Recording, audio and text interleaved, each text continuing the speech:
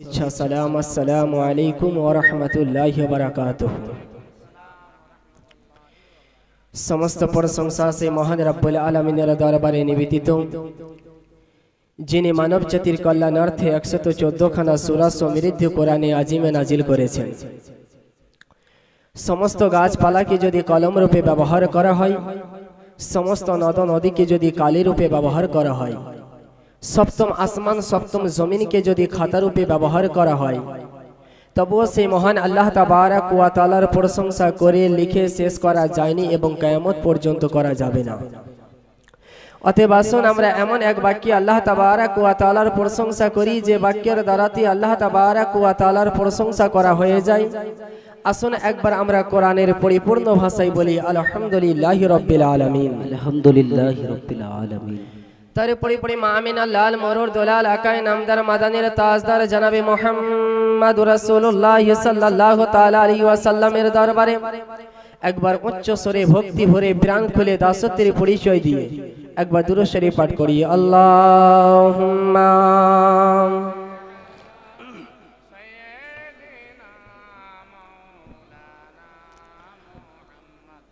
वला आले सय्यदना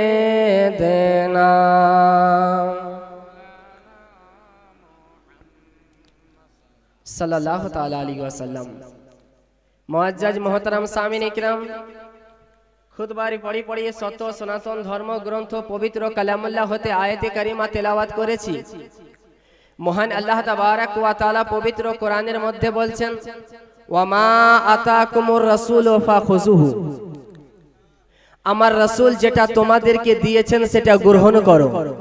ওয়ামা নাহাকুম আনহু ফান্তাহু, যেই জিনিস থেকে বারণ করেছে সেই জিনিস থেকে বিরত থাকো। মুআজ্জাজ মুহতারাম সামিন কিরাম, আজকে আমার আলোচ্য বিষয় হচ্ছে যে আমরা যখন নামাজে আকামতের সহজ সময় দাঁড়াই তো আমরা পূর্বে দাঁড়িয়ে যাব নাকি এ মুয়াজ্জিন যখন তাকবীর শুরু করবে তারপরে আমরা দাঁড়াবো। দ্বিতীয় আলোচনা হচ্ছে যে আমরা হানাফি মাযহাবের মতে যে আমরা নামাজে হাত বানি নাভির নিচে, তো এটা কি আমার রাসূল করিম সাল্লাল্লাহু আলাইহি ওয়াসাল্লামের হাদিস দ্বারা প্রমাণিত নাকি এটা আমাদের মন গড়া? আর যারা সিনার উপরে হাত বাঁধে তারা নিজের নফসের গোলামি করে নাকি তারা আদিও আমার রাসূল করিম সাল্লাল্লাহু আলাইহি ওয়াসাল্লামের ভালোবাসায় এবং রাসূল করিম সাল্লাল্লাহু আলাইহি ওয়াসাল্লামের আদেশ অনুযায়ী বাঁধে? জানার দরকার আছে না নেই? তৃতীয় আলোচ্য বিষয় হচ্ছে যে আমরা রবিউল আউয়ালে যে আমরা রাসূল করিম সাল্লাল্লাহু আলাইহি ওয়াসাল্লামের জশ্নে জুলুস পালন করি, এটা কি আমরা শরীয়ত সম্মত করি নাকি এটা আমরা নিজে মন গড়ে করি? আলহামদুলিল্লাহ, এটা তো আহলে সুন্নাত ওয়াল জামাতের একটা আমল চলে আসছে। আজ আলহামদুলিল্লাহ যারা আমাদেরকে বিদাতি বলে তাদের কিতাব দ্বারা ইনশাআল্লাহ প্রমাণ করব। তার আগে আমি বলি, যেহেতু আমরা হানাফি মাযহাব বের মত অনুযায়ী চলি, তা এক শ্রেণীর মানুষ বলে এই যে মাযহাব এসেছে এই মাযহাবটাই হচ্ছে জাহান্নামে নিয়ে যাওয়ার পথ। জোরে বলো নাউজুবিল্লাহ। আর তারা আয়াত সম্পর্কে পেশ করে ওমা আতাকুমুর রাসূলু ফাখুযুহু, আমার নবী যেটা দিয়েছে সেটা গ্রহণ করো। ওয়ামা নাহাকুম আনহু ফান্তাহু, যেই জিনিস থেকে বারণ করেছে সেই জিনিস থেকে বিরত থাকো। তাহলে আয়াতে আল্লাহ রাব্বুল আলামিন বলছেন আমার নবী যেটা দিয়েছে সেটা গ্রহণ করো। তাহলে ইমামে আজম আবু হানিফাকে কেন মানতে যাব? ইমামে শাফিকে কেন মানতে যাব? ইমামে আহমদ বিন হাম্বলকে কেন মানতে যাব? ইমামে মালিককে কেন মানতে যাব? এই জন্য আমি সর্বপ্রথমে আয়াতখানায় তেলাওয়াত করেছি। সর্বপ্রথম আমাদের জানার বিষয় হচ্ছে যে আমরা মাযহাব পেয়েছি কার নিকট থেকে? আমরা মাযহাব পেয়েছি আমাদের প্রিয় সাহাবী হযরতে আব্দুল্লাহ ইবনে মাসউদ রাদিয়াল্লাহু তাআলা আনহু থেকে। শাফি মাযহাব পেয়েছে নবী মুস্তাফা সাল্লাল্লাহু আলাইহি ওয়াসাল্লামের প্রিয় সাহাবী হযরতে আব্দুল্লাহ ইবনে আব্বাস রাদিয়াল্লাহু তাআলা আনহু থেকে। আর আমরা ফিকে হানাফি পেয়েছি হযরতে আব্দুল্লাহ ইবনে মাসউদ থেকে। ইনশাআল্লাহ প্রমাণ করব। তারা আগে আসুন, আল্লাহর নবী সাল্লাল্লাহু তাআলা আলাইহি ওয়াসাল্লাম, আর এই হাদিস খান আমরা আহলে হাদিস ভাইরা তখন পেশ করে যখন তারা রাফে আদান করার পক্ষে হাদিস পেশ করে। তারা বলে যে আল্লাহর নবী সাল্লাল্লাহু আলাইহি ওয়াসাল্লামের প্রিয় সাহাবী যার নাম হচ্ছে হযরতে মালিক বিন হুয়াইরিস। তিনি ইসলাম ধর্ম গ্রহণ করেছেন 9 হিজরিতে। কয় হিজরিতে? 9 হিজরিতে। আর রাসূল করিম সাল্লাল্লাহু আলাইহি ওয়াসাল্লামের প্রতি ওহী অবতীর্ণ হলো যে আজকে আপনার প্রতিদিন দিন পরিপূর্ণ হয়েছে, সেটা আয়াত অবতীর্ণ হয়েছে 10 হিজরিতে। মুআজ্জাজ মুহতারাম সামিনে কিরাম, সাহাবী হযরতে মালিক বিন হুয়াইরিস রাদিয়াল্লাহু তাআলা আনহু আমার নবী মুস্তাফা সাল্লাল্লাহু আলাইহি ওয়াসাল্লামের নিকটে ছিলেন। যখন হযরতে মালিক বিন হুয়াইরিস রাদিয়াল্লাহু তাআলা আনহু আমার নবীর নিকট থেকে বিদায় নিয়ে চলে যাচ্ছেন, আল্লাহর নবী সাল্লাল্লাহু আলাইহি ওয়াসাল্লাম বলছেন, ইয়া আমার সাহাবী, বাড়ি গিয়ে নামাজ আদায় করবে।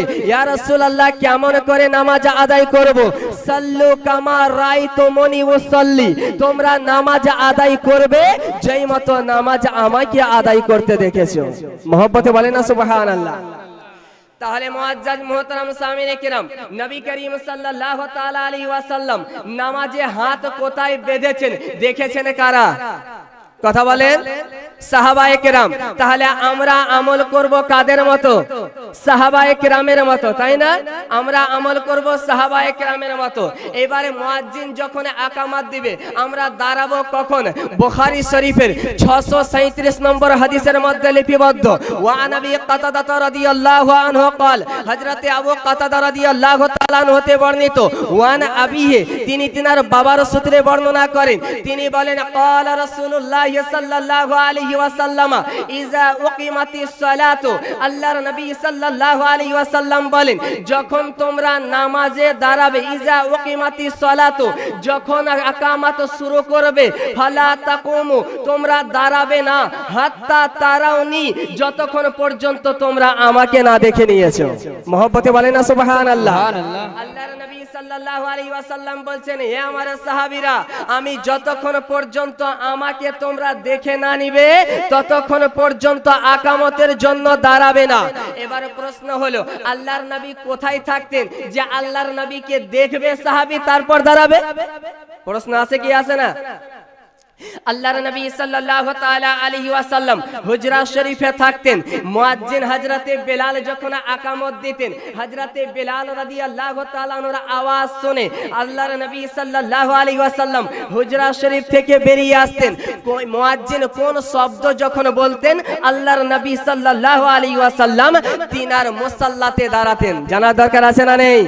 ইমামে আব্দুর রাজ্জাক সানানী রাহমাতুল্লাহি তাআলা আলাইহি মুসান্নাফে আব্দুর রাজ্জাকের 1237 নম্বর হাদিসের মধ্যে লিপিবদ্ধ, আল্লাহর নবী সাল্লাল্লাহু আলাইহি ওয়াসাল্লামের প্রিয় বিবি উম্মাহাতুল মুমিনিন হযরতে উম্মে হাবিবা রাদিয়াল্লাহু তাআলা আনহা বলেন, আন্না রাসূলুল্লাহ সাল্লাল্লাহু আলাইহি ওয়াসাল্লাম কানা ফি বাইতিহা ইয়াসমাউল মুআজ্জিনা, আল্লাহর নবী সাল্লাল্লাহু আলাইহি ওয়াসাল্লাম তিনার ঘরে প্রবেশ করে থাকতেন।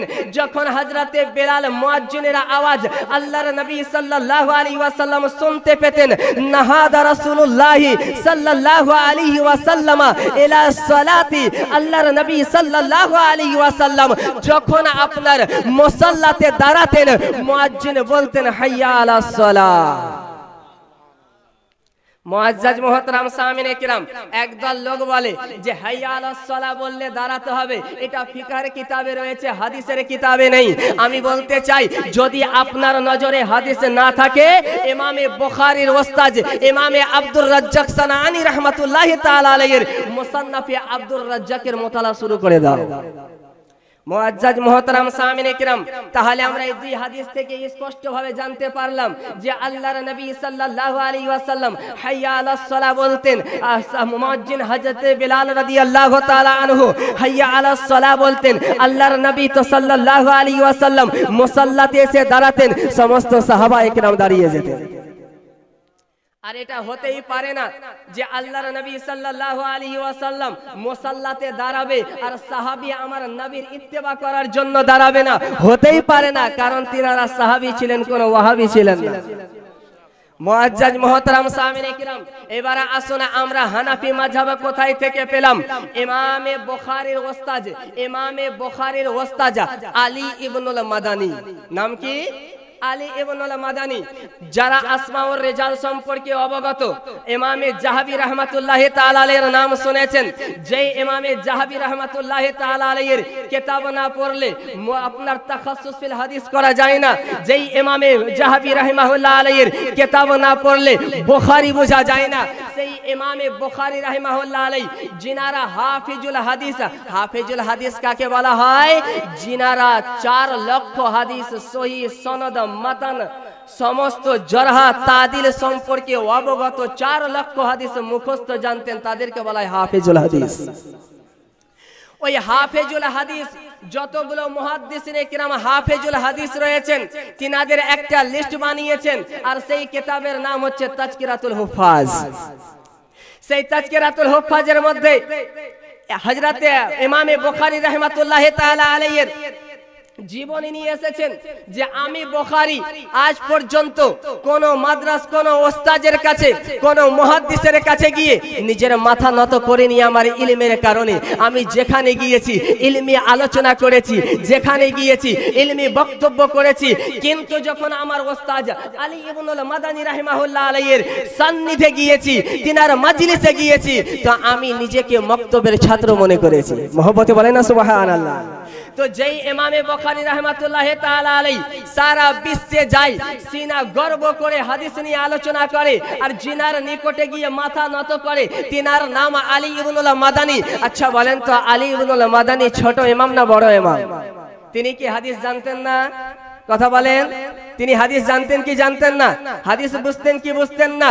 হযরতে আলী ইবনুল মাদানী রাহিমাহুল্লাহ আলাইহির একটি বিখ্যাত কিতাব, কিতাবুল ইলাল।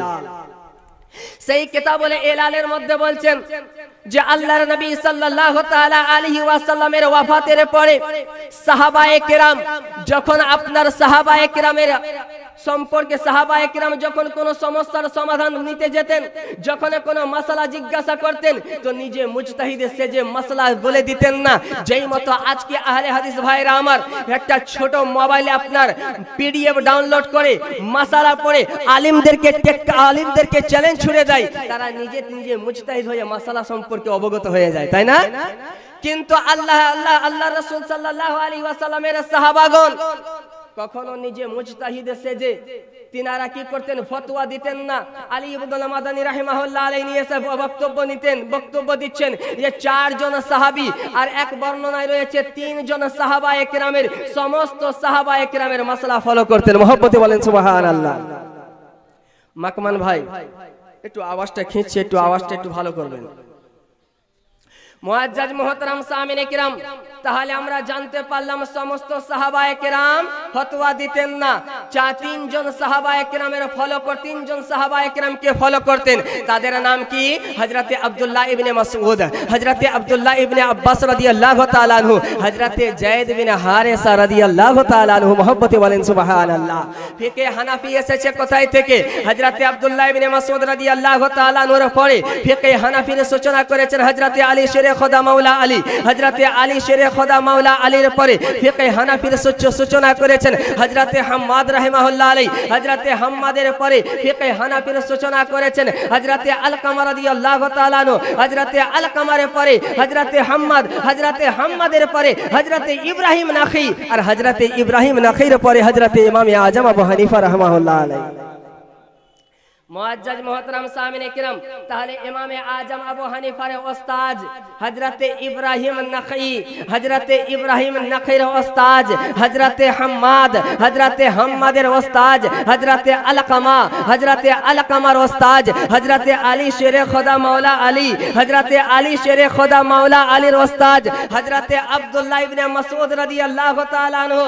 আর হযরতে আব্দুল্লাহ ইবনে মাসউদ সম্পর্কে নবী আমার বলেন, যেই মাসালা হযরত আব্দুল্লাহ ইবনে মাসউদ রাজি হয়ে যায়, আমি সেই মাসলায় মুহাম্মদুর রাসূলুল্লাহ রাজি হয়ে যায়। মুআজ্জাজ মুহতারাম সামিনে কিরাম, এবারে একদল ভাই প্রশ্ন করবে, ফিকে হানাফি যখন এসেছে হযরতে আব্দুল্লাহ ইবনে মাসউদ থেকে, তো আমরা নিজেকে হানাফি কেন বলি? মাসউদি বলার দরকার ছিল, তাই না? কথা বুঝতে পারলেন না? এবার আমাদেরকে কি বলে যে যদি ফিকে হানাফি এসেছে হযরত আব্দুল্লাহ ইবনে মাসউদ থেকে, তো নিজেকে নাম দাও ইবনে মাসউদি, নাম হানাফি কেন দাও? এর উত্তর আমাদের আহলে সুন্নাত ওয়াল জামাতের আলিমকে দেওয়ার প্রয়োজন নেই, আহলে হাদিসদের ইমাম ইবনে তাইমিয়া দিয়ে চলে গিয়েছে। মুআজ্জাজ মুহতারাম সামিনে কিরাম, আজকে আমরা সকলে একটি কিতাবের নাম জানি যার নাম হচ্ছে সহিহুল বুখারী, তাই না?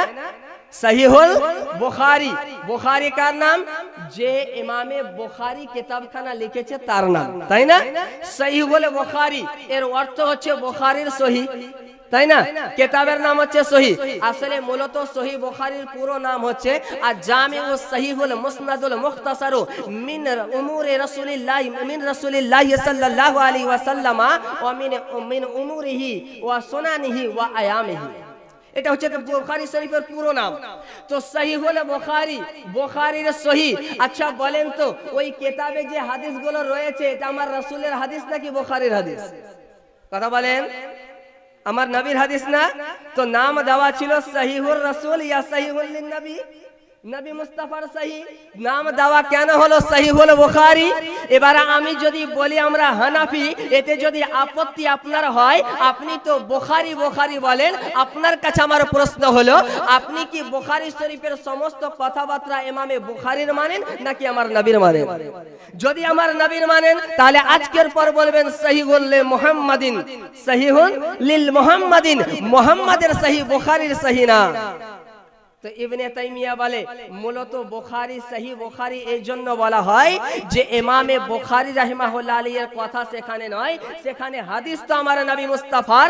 তবে বুখারী এই জন্য নাম নেওয়া হয় যে সমস্ত হাদিসকে আপনার বুখারী শরীফে যে সমস্ত হাদিস রয়েছে ইমামে বুখারী সূচনা করেছেন, ইমামে বুখারী কিতাবি শাকালে সূচনা করেছেন, এই জন্য নাম দেওয়া হয়েছে কি সহিহুল বুখারী। আমরা বলি উত্তর পেয়ে যান। আমরা ইমামে আজম আবু হানিফা রাহিমাহুল্লাহ আলাইহির নাম নিয়ে নিজেকে হানাফি বলি এই জন্য যে তার কথাবার্তা মূলত ইমামে আজমের নয়। ইমামে আজম আবু হানিফা পরবর্তীতে এসে ফিকহে হানাফির সূচনা করেছেন, এই জন্য আমরা নিজেকে বলি হানাফি। মতত সমস্ত আমল আমার রাসূল করিম সাল্লাল্লাহু আলাইহি ওয়াসাল্লামের। মুআজ্জাজ মুহতারাম সামিনে কিরাম, এবার প্রশ্ন হলো তারা বলে যে হানাফিরা সহিহ যারা মাযহাবী, যারা মাযহাব মানে তারা মূলত সহিহ হাদিসের প্রতি আমল না করার কারণে তাদের মাযহাব হচ্ছে চারটা। কয়টা? চারটা। যদি তারা সহিহ হাদিস মানতো তাদের নাম হতো একটাই, মাযহাবে মুহাম্মদুর রাসূলুল্লাহ সাল্লাল্লাহু তাআলা আলাইহি ওয়াসাল্লাম। আমি বলবো এই রকম কথা বলে জাতিকে ধোঁকা দেওয়া ছাড়া আর কিছু নয়। যারা নাম দিয়েছে আহলে হাদিস, আহলে হাদিস দল কয়টা?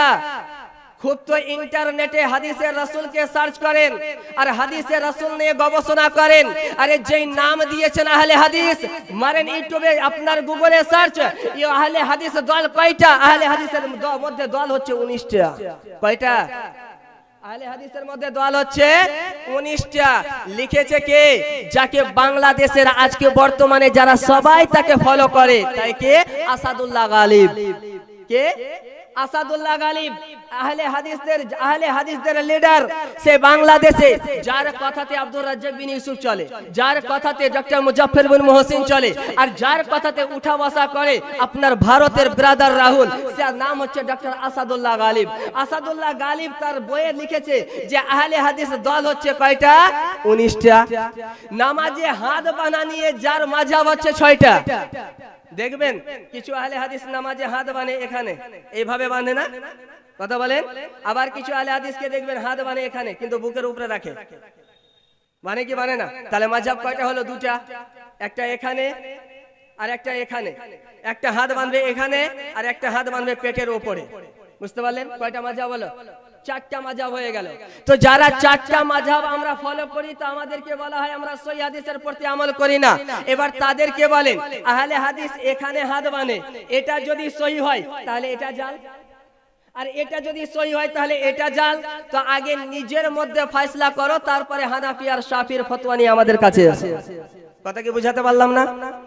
মুআজ্জাজ মুহতারাম সামিনে কিরাম, এবারে একজন প্রশ্ন করেছে যে আহলে সুন্নাত ওয়াল জামাত নিজেকে জান্নাতি দাবি করে, আর আহলে হাদিসও নিজেকে জান্নাতি দাবি করে। আল্লাহর নবী সাল্লাল্লাহু আলাইহি ওয়াসাল্লাম বলেছেন, বনি ইসরাইলের মধ্যে দল হয়েছিল 72টা, আর আমার উম্মতের মধ্যে দল হবে 73টা। একটা হবে যাবে জান্নাতে, আর বাকি 72টা যাবে জাহান্নামে। সে আব্দুর রাজ্জাক বিন ইউসুফ সহ দেওবন্দীদেরকে প্রশ্ন করা হলো যে আহলে হাদিস যদি জান্নাতি দল হয়, জান্নাতে যাবে একটা দল, আহলে হাদিসদের মধ্যে তো 19টা দল, জান্নাতে কোনটা দল যাবে এটা লিখে দেন। কথা কি বুঝাতে পারলাম না? এবার যারা নিজেকে আহলে হাদিস বলে তাদের প্রথমে নাম কি ছিল? নাম ছিল প্রথমে মুহাম্মদ, প্রথমে নাম ছিল ওয়াহাবি। নাম কি ছিল? ওয়াহাবি। আর এটা আমরা বলি না, তারা নিজেই স্বীকার করেছে। মৌলানার নাম হচ্ছে সানাউল্লাহ আমারতাসি, কিতাবের নাম হচ্ছে ফতওয়ায়ে সানাইয়া। সে নিজেই বলেছে আমরা ওয়াহাবি, কারণ আমরা আমাদের মুজাদ্দিদ ইবনে আব্দুল ওয়াহাব নাজদিকে অনুসরণ করি। আর ইবনে আব্দুল ওয়াহাব নাজদিকে অনুসরণ করার কারণে আমাদের নাম হলো ওয়াহাবি।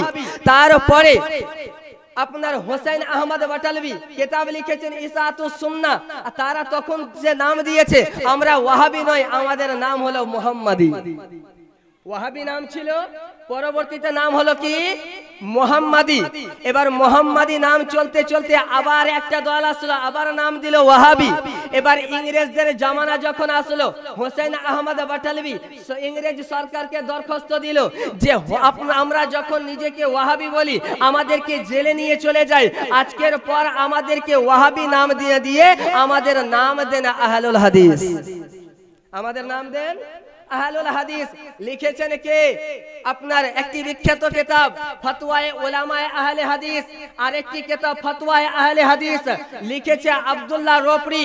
আর ফতওয়ায়ে সানাইয়ার মধ্যে আপনার সানাউল্লাহ আমারতাসি তারা স্পষ্ট ভাবে বলেছে যে আমাদের নাম ছিল ওয়াহাবি, ইংরেজ সরকার আমাদের নাম দিয়েছে আহলুল হাদিস।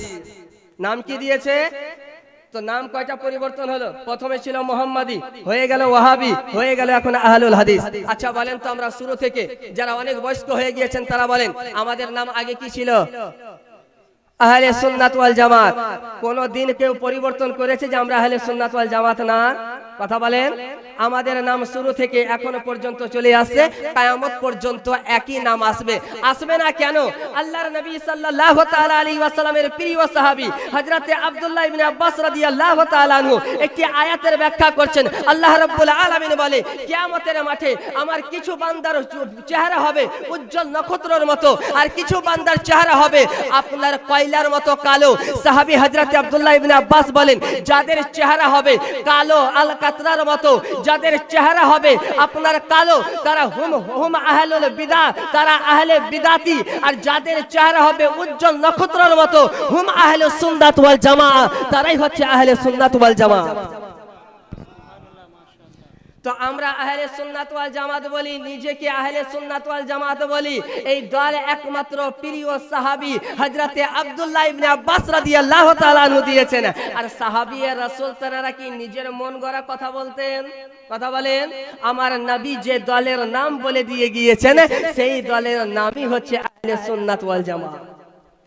শুধু তাই নয়, নিজের ঘরের কিতাব খুলে দেখেন, যখন আল্লাহর নবী সাল্লাল্লাহু আলাইহি ওয়াসাল্লামকে সাহাবী জিজ্ঞাসা করছেন, ইয়া রাসূলুল্লাহ, ইয়া হাবিবাল্লাহ, একটা দল যাবে জান্নাতে, সেই দলের পরিচয় কি? আল্লাহর নবী সাল্লাল্লাহু আলাইহি ওয়াসাল্লাম বলছেন, মা আনা আলাইহি ওয়া সাহাবী, যেই দলের মধ্যে আমি আমার সাহাবা থাকবে সেই দল হবে জান্নাতি। এই হাদিসের ব্যাখ্যা করতে গিয়ে ইমামে মোল্লা আলী কারি রাহিমাহুল্লাহ আলাইহি বলেন, এর ভাবার্থ হচ্ছে হুম আহলে সুন্নাত ওয়াল জামাআ, সেটা হচ্ছে আহলে সুন্নাত ওয়াল জামাআ। শুধু তাই নয়, আহলে হাদিসদের ইমাম ইবনে তাইমিয়া তার মাজমুয়া ফাতাওয়ার মধ্যে বলছেন, যেই দলটি হবে নাজাত প্রাপ্ত তার নাম হচ্ছে আহলে সুন্নাত ওয়াল জামাআ। যে ব্যক্তি বলে আমি আহলে হাদিস, আমি সত্যবাদী, তার ইমাম মানতে বাধ্য হয়ে গিয়েছে। যেই দলটা যাবে জান্নাতে তার নাম হচ্ছে আহলে সুন্নাত ওয়াল জামাআ। এখন তারা বলে যে যেই দলটার নাম আহলুল হাদিস তারই নাম হচ্ছে আহলে সুন্নাত ওয়াল জামাআ। কারণ যে উপায় নেই, হাদিসের মধ্যে, ফিকার মধ্যে, তাফসিরের মধ্যে সমস্ত জায়গাতে আহলে সুন্নাত ওয়াল জামাত, তাহলে আমরা 12 নদীতে পা না দিয়ে আহলে সুন্নাত ওয়াল জামাত আমরাও বলে ফেলি। মুআজ্জাজ মুহতারাম সামিনে কিরাম, তো নিজেকে আহলে সুন্নাত ওয়াল জামাত বললেই তো হবে না। আহলে সুন্নাত ওয়াল জামাতের যে আকীদা, সে আকীদা লালন করতে হবে, তাই না? সে আকীদা লালন করতে হবে। আহলে সুন্নাত ওয়াল জামাত এই কথা বলেছেন ইমামে মোল্লা আলী কারি। ইমামে মোল্লা আলী কারি কে? ইমামে মোল্লা আলী কারি রাহিমাহুল্লাহ আলাইহি বলছেন আমি হানাফি। ইমামে আব চলে যান শাহ আব্দুল হক মুহাদ্দিস দেহলভী। এই শাহ আব্দুল হক মুহাদ্দিস দেহলভী সম্পর্কে ফতোয়ায়ে সানাইয়ার মধ্যে আপনার সানাউল্লাহ আমার তাসরি বলছে যে আপনার শাহ আব্দুল হক মুহাদ্দিস দেহলভী রাহিমাহুল্লাহ আলাইহি পাক্কা আহলে হাদিস, এনার কথা যে মানবে না তার পিছনে নামাজ হবে না। কে বলছে? তাদের ইমাম। কার কথা? শাহ আব্দুল হক মুহাদ্দিস দেহলভী রাহমাতুল্লাহি তাআলা এর কথা। এবার আমি বলবো পাক্কা আহলে হাদিস যখন বলে দিয়েছো, তো আপনার শাহ আব্দুল হক মুহাদ্দিস দেহলভী রাহমাতুল্লাহি তাআলা এর কথা মোতাবেক একবার আমল করেন। শাহ আব্দুল হক মুহাদ্দিস দেহলভী তিনি শাফি মাযহাবকে মাননেওয়ালা, আপনি তো ইমাম মানাকে শিরক বলেন। তাহলে আপনার কথা অনুযায়ী বোঝা গেল আপনি শাহ আব্দুল হক মুহাদ্দিস দেহলভীর সমালোচনা করেছেন, তার বিরোধিতা করেছেন। আর আপনার দাবি যে যা তার বিরোধিতা করবে তার পিছনে নামাজ হবে না। আপনার ফতোয়া অনুযায়ী আহলে হাদিস আপনার পিছনে নামাজ হবে না। মুআজ্জাজ মুহতারাম সামিনে কিরাম, এবার আসুন আমরা যে নামাজে হাত বানি কোথায়, এবার আমার দ্বিতীয় পয়েন্টে আসি। আমরা হাত বানি নামাজে কোথায়? নাভির নিচে। কোথায়? নাভির নিচে। এই সম্পর্কে আমাদের নিকটে সহি হাদিস রয়েছে, যেটা ইমাম ইবনে আবি শাইবা রাহমাতুল্লাহি তাআলা আলাইহি মুসান্নাফ ইবনে আবি শাইবার মধ্যে নকল করেছেন। ওয়ান ওয়াইল ইবনে হুজুর রাদিয়াল্লাহু তাআলা আনহু, হযরতে ওয়াইল ইবনে হুজুর রাদিয়াল্লাহু তাআলা আনহু হতে বর্ণিত, তিনি বলেন রাআইতুন নবিয়্য সাল্লাল্লাহু তাআলা আলাইহি ওয়াসাল্লামা, আমি আল্লাহর নবী সাল্লাল্লাহু তাআলা আলাইহি ওয়াসাল্লামকে দেখেছি তিনি ডান হাত দিয়ে বাম হাতের উপরে নাভির নিচে নামাজে বেঁধেছেন। মহব্বতে বলেন সুবহানাল্লাহ। তো আমরা আগে আমি বলেছি যে নবী সাহাবায়ে কেরাম নবী মুস্তাফাকে নামাজ পড়তে দেখেছেন কারা? সাহাবায়ে কেরাম। আর সাহাবী বলছেন আমি নবীকে দেখেছি নাভির নিচে হাত বাঁধতে, এই জন্য আমরা নাভির নিচে হাত বাঁধি। এবার কোন বিষয়কে মানার জন্য একটা হাদিসই যথেষ্ট রয়েছে, তাই না? একটা হাদিস যথেষ্ট রয়েছে। এবার যারা বলবে না সিনার উপরে হাত বাঁধতে হবে, তাদেরকে বলবেন যে একটা সহিহ সহিহ মারফু হাদিস চাই। কি বলবেন? সহিহ সহিহ মারফু হাদিস চাই। যদি আপনারা সহিহ মারফু বুঝতে না পারেন, উলামায়ে কেরাম জানেন, আমার ওস্তাদ মুহতারামরা বসে আছেন, সহিহ কাকে বলে তাহলে তো আপনারা এদিকে ওদিকে শুনে শুনে সহিহ বুঝে নিয়েছেন। কারণ যে হাদিসের হটাও বুঝে না সেও বলে সহিহ হাদিস দেখা, বলে না? অথচ সহিহ হাদিসের সংজ্ঞা কি এটাও জানে না। সহিহ হাদিস প্রমাণ করার জন্য কয়টা শর্ত রয়েছে সেটাও জানে না। জানে না। তার পেটে 4টা বম মারলেও বের হবে না সহিহ হাদিসের সংজ্ঞা কি রয়েছে। এবার তাদেরকে বলেন যে আল্লাহর নবী সাল্লাল্লাহু আলাইহি সাল্লামের জামানায় যেটা ছিল না সেটাই বিদআত। তাকে বলেন আল্লাহর নবী সাল্লাল্লাহু আলাইহি সাল্লাম কোথায় বলেছেন হাজা হাদিসি সহিহুন, আমার এই হাদিসটা হচ্ছে সহিহ। আমার নবী যদি বলে না যায় তাহলে এই হাদিসের ভাগ করলো কে? মুহাদ্দিসিনে কেরাম। আপনি তো মুহাদ্দিসিনে কেরামকে যদি মানতে চান তাহলে আপনাকে মানতে হবে যে বিদআত 2 প্রকার। আমি পরে সেটা আলোচনা করব। কারণ বিদআতের প্রকার উম্মতে রাসূলের ইজমা দ্বারা প্রমাণিত। আজকে তারা বলে আমরা বাবার কথা মানবো না, রাসূলের কথা মানবো। তো বাবার কথা বাদ দিলাম, আপনি আমার রাসূলের হাদিস থেকে হাদিসের যে প্রকার রয়েছে, হাদিসে হাসান, হাদিসে সহিহ, সহিলে জাতিহি, সহিলে গায়রিহি, মাওজু, মাওকুফ, মাকতু, এই হাদিসের তাকসিম গুলো, প্রকার গুলো আমার নবীর সহিহ হাদিস দ্বারা প্রমাণ করেন। তাহলে এইদিকে যদি না মানতে পারেন তাহলে আপনিও বিদাতি। আচ্ছা আমাকে খারাপ বিদাতি বলেন, আপনি ভালো বিদাতি, কিন্তু আপনিও বিদাতি, তাই না? তো বিদাতি তো আপনিও স্বীকার করেন, তারপরে হয়তো আমরা পরে উত্তর দিব। মুআজ্জাজ মুহতারাম সামিনে কিরাম, এবার আসেন যে সহিহ হাদিস বলা হয় তো এটা জানলেন, মারফু হাদিস বলা হয় যার সনদ আমার নবী মুস্তাফা পর্যন্ত পৌঁছে যায়। আর সহিহ বলা হয় যে ওখানে কোন ধরনের যেন প্রশ্নবিদ্ধ না হয়, যেই কথা বলতে চাইছি সুস্পষ্ট ভাবে যেন সে হাদিসের মধ্যে পাওয়া যায়। তাকে বলা হয় সহি। তো সহি সহি মওকুফ হাদিস চাই। নামাজে সিনার উপরে হাত বাঁধার জন্য আপনাদেরকে কয়েকটা হাদিস শোনাবে, আর তাদের ধোঁকাবাজি দিয়ে আমি আমার বক্তব্য আগে বাড়াবো। আসুন তাদের ধোঁকাবাজি কি রয়েছে। সর্বপ্রথম আপনাকে বলবে যে আমাদের সিনাতে হাত বাঁধার পক্ষে হাদিস রয়েছে বুখারী শরীফে, অথচ বুখারী শরীফে সিনার উপরে বা নাভির নিচে হাত বাঁধার কোনো হাদিস নেই। স্পষ্ট ভাবে বলা হয়নি যে সিনার উপরে হাত বাঁধতে হবে বা নাভির নিচে হাত বাঁধতে হবে। কিভাবে বলা হয়েছে? ইমাম বুখারী রাহিমাহুল্লাহ আলাইহি 740 নম্বর হাদিসের মধ্যে বলছেন, আন সাহাল ইবনে সাদ, হযরতে সাহাল ইবনে সাদ রাদিয়াল্লাহু তাআলা হতে বর্ণিত, কানান নাসু ইউমারুনা আইয়াদা আর রাজুলুল ইয়াদাল ইউমনা আলা জিরাইহিল ইসরা ফিস সালাত। হযরতে সাহাল ইবনে সাদ রাদিয়াল্লাহু তাআলা হতে বর্ণিত, তিনি বলেন যে মানুষজনকে হুকুম দেওয়া হলো যে ডান হাতকে বাম জেরার উপরে যেন নামাজে বাঁধে, ডান হাতকে বাম জেরার উপরে যেন নামাজে বাঁধে। এবার আপনাকে বলবে জেরা বলা হয় এই আঙ্গুল থেকে এই কোহনুর এই অংশ পর্যন্ত, এই যে মিডলের আঙ্গুলটা দেখতে পাচ্ছেন, এই আঙ্গুলের এই অংশ থেকে এই জায়গার এই অংশকে বলা কি বলা হয়? জেরা।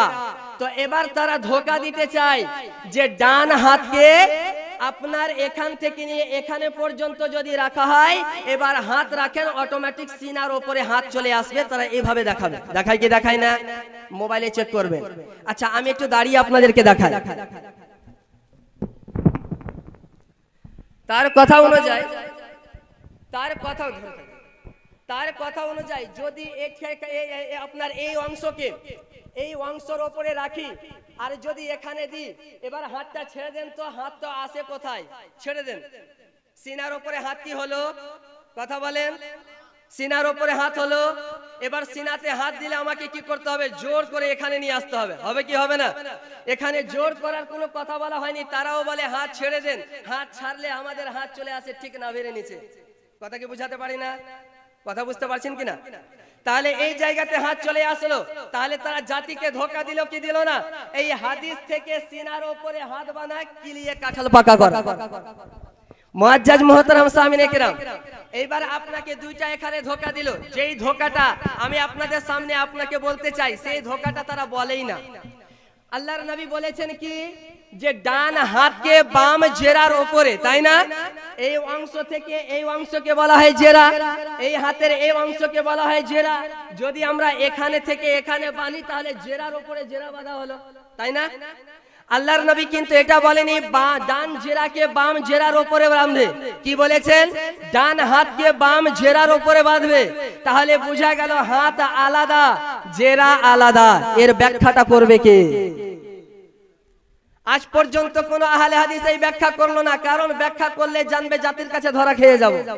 এবার আসুন হাত কাকে বলা হয়। বিখ্যাত কিতাব লিসানুল আরব, আরবি ডিকশনারি, হাত কাকে বলা হয়? তো আপনার লিসানুল আরবের 15 নম্বর খণ্ডের 419 পৃষ্ঠায় বলা হয় আল ইয়াদু মিন আতরাফিল আসাবি মিনাল কাফে। হাতের এই অংশকে এই থলি পর্যন্তকে বলা হয় হাত। কি বলা হয়? হাত। এবার এই অংশটুকে এই অংশ পর্যন্ত কি আপনার রাখা যেতে পারে? সম্ভব? কথা কি বুঝাতে পারি না? আমার কথা বুঝতে পারছেন বাপ? তাহলে হ্যাঁ করবেন। এই অংশকে বলা হয় হাত। এই আঙ্গুলগুলো থেকে নিয়ে এই যে হাতের গিট পর্যন্ত এই যে নড়াচড়া করছে, এই অংশকে বলা হয় হাত।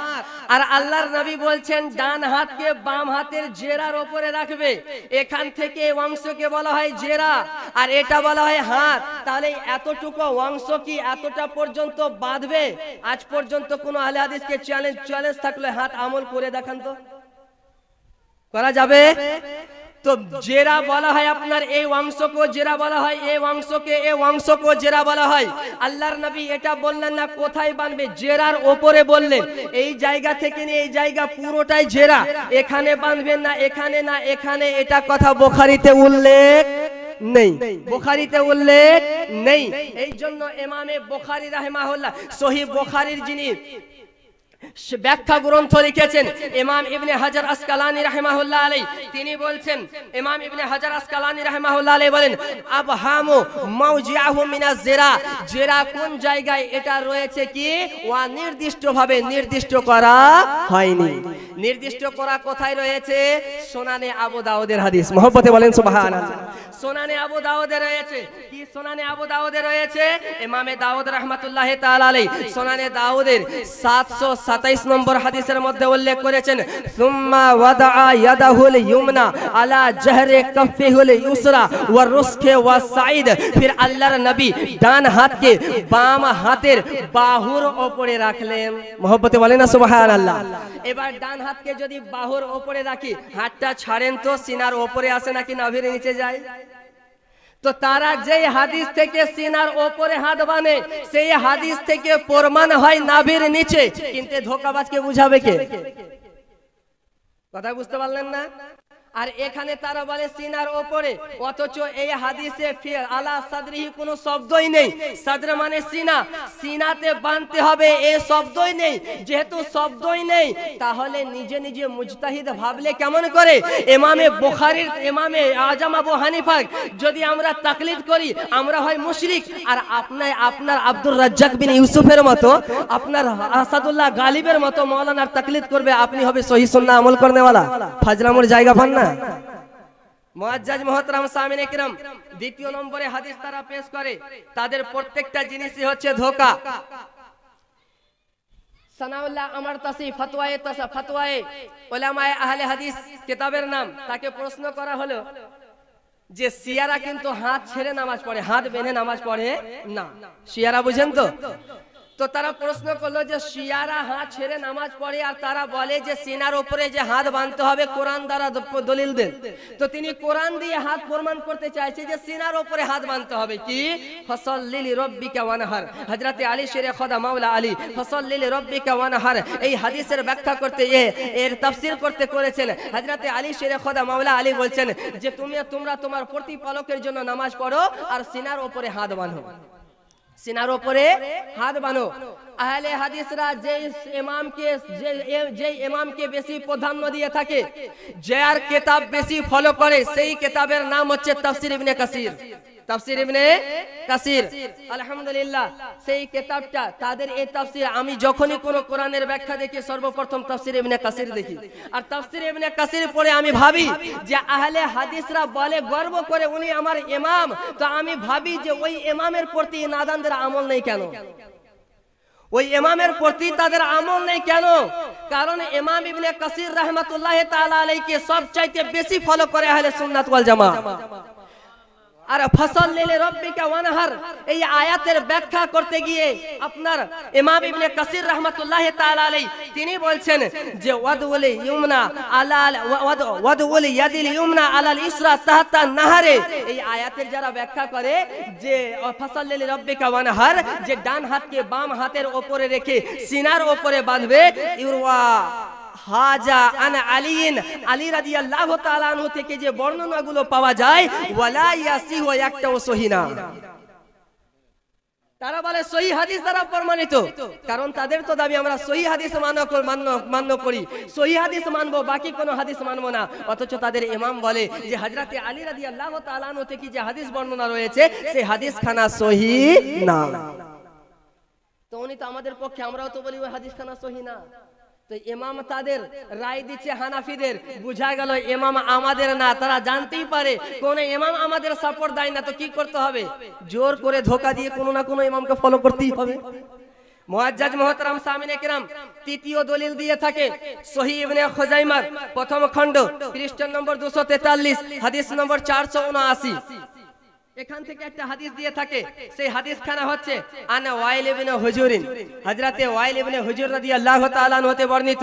তিনি বলেন সাল্লাইতু মা রাসূলিল্লাহি সাল্লাল্লাহু আলাইহি ওয়াসাল্লাম, তিনি বলেন আমি রাসূল করিম সাল্লাল্লাহু আলাইহি ওয়াসাল্লামের সঙ্গে নামাজ আদায় করলাম। ওয়াদা ইয়াদাহুল ইউমনা আলা ইয়াদিহিল ইউসরা আলা সাদরিহি, আল্লাহর নবী ডান হাতকে বাম হাতের উপরে রেখে সিনার উপরে বাঁধলেন। এই তো আমাদের সহিহ হাদিস সহিহ ইবনে খুজাইমার মধ্যে রয়েছে যে আল্লাহর নবী সিনার উপরে হাত বাঁধতো, তাই আমরা সিনার উপরে হাত বাঁধতাম। এবার জনসাধারণ মানুষ তো বুঝে না হাদিসের তাহকিক হাদিস করবে কিভাবে, কিন্তু আমাদের এই যে যুবকদের মধ্যে, আমাদের সাধারণ ব্যক্তির মধ্যে একটা খারাপ প্রথা রয়েছে কি, যে আমরা একটা মূর্খর কথা মানবো। কেন? সে আরবিক ইউনিভার্সিটিতে পড়েনি, কিন্তু ইংলিশ মিডিয়ামে পড়েছে, তার ভাষা সুন্দর, সে ইংলিশে কথা বলতে পারে, সে নম্রতা ভদ্রতা, এই মৌলানাদের কথা মেনে কি হবে, তারা আমাদের চাইতে বেশি শিক্ষিত, তাই না? কিন্তু বলেন তো ধর্মের জ্ঞান কার কাছে জানতে হবে? কথা বলেন, আলেমদের কাছে নয়? কিন্তু আপনি ইতিহাস খুলে দেখেন আর যাচাই করে দেখেন, আমি গ্যারান্টির সহিত বলতে পারি, কনফিডেন্সের সঙ্গে আপনাকে বলছি, আহলে হাদিসদের আলেমদের মধ্যে সব বেশিরভাগটা হচ্ছে আপনার জেনারেল শিক্ষিত, বেশিরভাগটাই জেনারেল শিক্ষিত। অথচ আমরা তাদেরকে ফলো করি কেন? আমার নবী মুস্তাফা সাল্লাল্লাহু তাআলা আলাইহি ওয়াসাল্লামে আসমান নিজের জায়গা পরিবর্তন হতে পারে, জমিন নিজের জায়গা পরিবর্তন হতে পারে, আমার নবীর কথা মিথ্যা হতে পারে? হতে পারে? আমার নবী মুস্তাফা বলছেন এমন একটা জামানা আসবে মানব সম্প্রদায় মূর্খকে তার নেতা বানিয়ে নেবে, মূর্খদেরকে তার নেতা বানিয়ে নেবে। আর যখন তাকে প্রশ্ন করা হবে সে প্রশ্নের উত্তর দিবে, কোনো জ্ঞান থাকবে না, নিজেও পথভ্রষ্ট হবে, অপরকেও পথভ্রষ্ট করবে। আচ্ছা বলেন তো এই যুগটা কি ফিতনার জামানা না? এই যুগটা ফিতনার জগৎ কিনা? কথা বলেন, ফিতনার যুগ কিনা? তো আজকে তারা বলে আমার বাপ ছিল হানাফি, আমার বাপ দাদা ছিল সুন্নি, আমি হয়ে গেলাম ওয়াহাবি। তখন আমরা আর ভাবতে দেরি নাই, এই ফিতনার জামানায় ফেসে গিয়েছে, ফিতনার জামানায় ফেসে গিয়েছে। কারণ খায়রুল কুরুন, খায়রুল কুরুন, খায়রুল কুরুনের মানুষ সম্প্রদায় যে আমল করে এসেছে ওয়াহাবি আলিমও মানতে বাধ্য হয়ে গিয়েছে। ফতোয়ায়ে সানাইয়ার মধ্যে, আপনার ফতোয়ায়ে আহলে হাদিসের মধ্যে বলা হয়েছে যে আজকে যে আকীদা বরেলিরা পছন্দ করে, যদি দেখা যায় সাহাবায়ে কেরামের আকীদা তাদের মতোই ছিল। মুআজ্জাজ মুহতারাম সামিনে কিরাম, আজ পর্যন্ত কোন আহলে সুন্নাত ওয়াল জামাতের আলেম বা মানব সাহাবায়ে কিরামের আকীদা, সাহাবায়ে কিরাম যেই মতো নবীকে আমার ভালোবাসে, আজ পর্যন্ত আমরা দাবি করার সাহস পাইনি। আর আমরা দাবিও করি না যে ইয়া রাসূলুল্লাহ, ইয়া হাবিবাল্লাহ, সাহাবায়ে কিরাম যেই মতো আপনাকে ভালোবেসেছে তিনাদের জুতোর সমতুল্য আমাদের যোগ্যতা নেই এবং আপনাকে ভালোবাসতে পারিনি। কিন্তু তাদের ইমাম মানতে বলতে বাধ্য হয়ে গিয়েছে যে আহলে সুন্নাত ওয়াল জামাত যেই পরিমাণ নবীকে ভালোবাসে, যদি দেখা যায় ইতিহাস খোলা যায় তো সাহাবায়ে কেরাম আমার নবীকে সেইভাবে ভালোবেসেছে। মুআজ্জাজ মুহতারাম সামিনে কিরাম, তো সাহাবায়ে কেরাম যেই মতো আমল করেছে দুশমনও আমাদেরকে সার্টিফিকেট দিয়ে দিয়েছে। মুআজ্জাজ মুহতারাম সামিনে কিরাম, তাহলে এই হাদিসের প্রতি আমাদের আমল নেই কেন? এই জন্য আমল নেই যে যারা সদা সর্বদা জয়ীব জয়ীব বলে, এই হাদিস খানা হচ্ছে জয়ীব, কিন্তু বলতে চাই না। কেন বলতে চাই না? যদি বলি তাহলে মাযহাব টিকিয়ে রাখা যাবে না, আর যদি মাযহাব ছেড়ে দিই এই দিক আর ওই দিক থেকে টাকা আসবে না।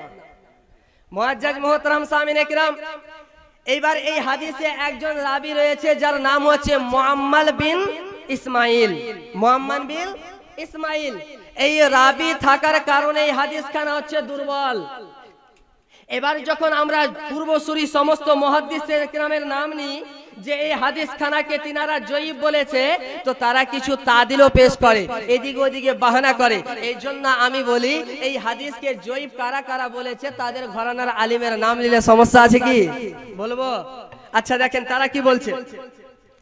তাদের একজন ইমাম যার নাম হচ্ছে আপনার আব্দুর রহমান মুবারাকপুরি।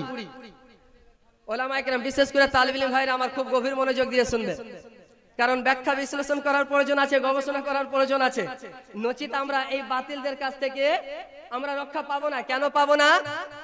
যে পরিমাণ কিতাবে খিয়ানত করেছে, অনুবাদ করতে গিয়ে যে পরিমাণ খিয়ানত করেছে, যদি দেখা যায় ইসলামকে নিয়ে ইহুদি খ্রিস্টানরাও করেনি।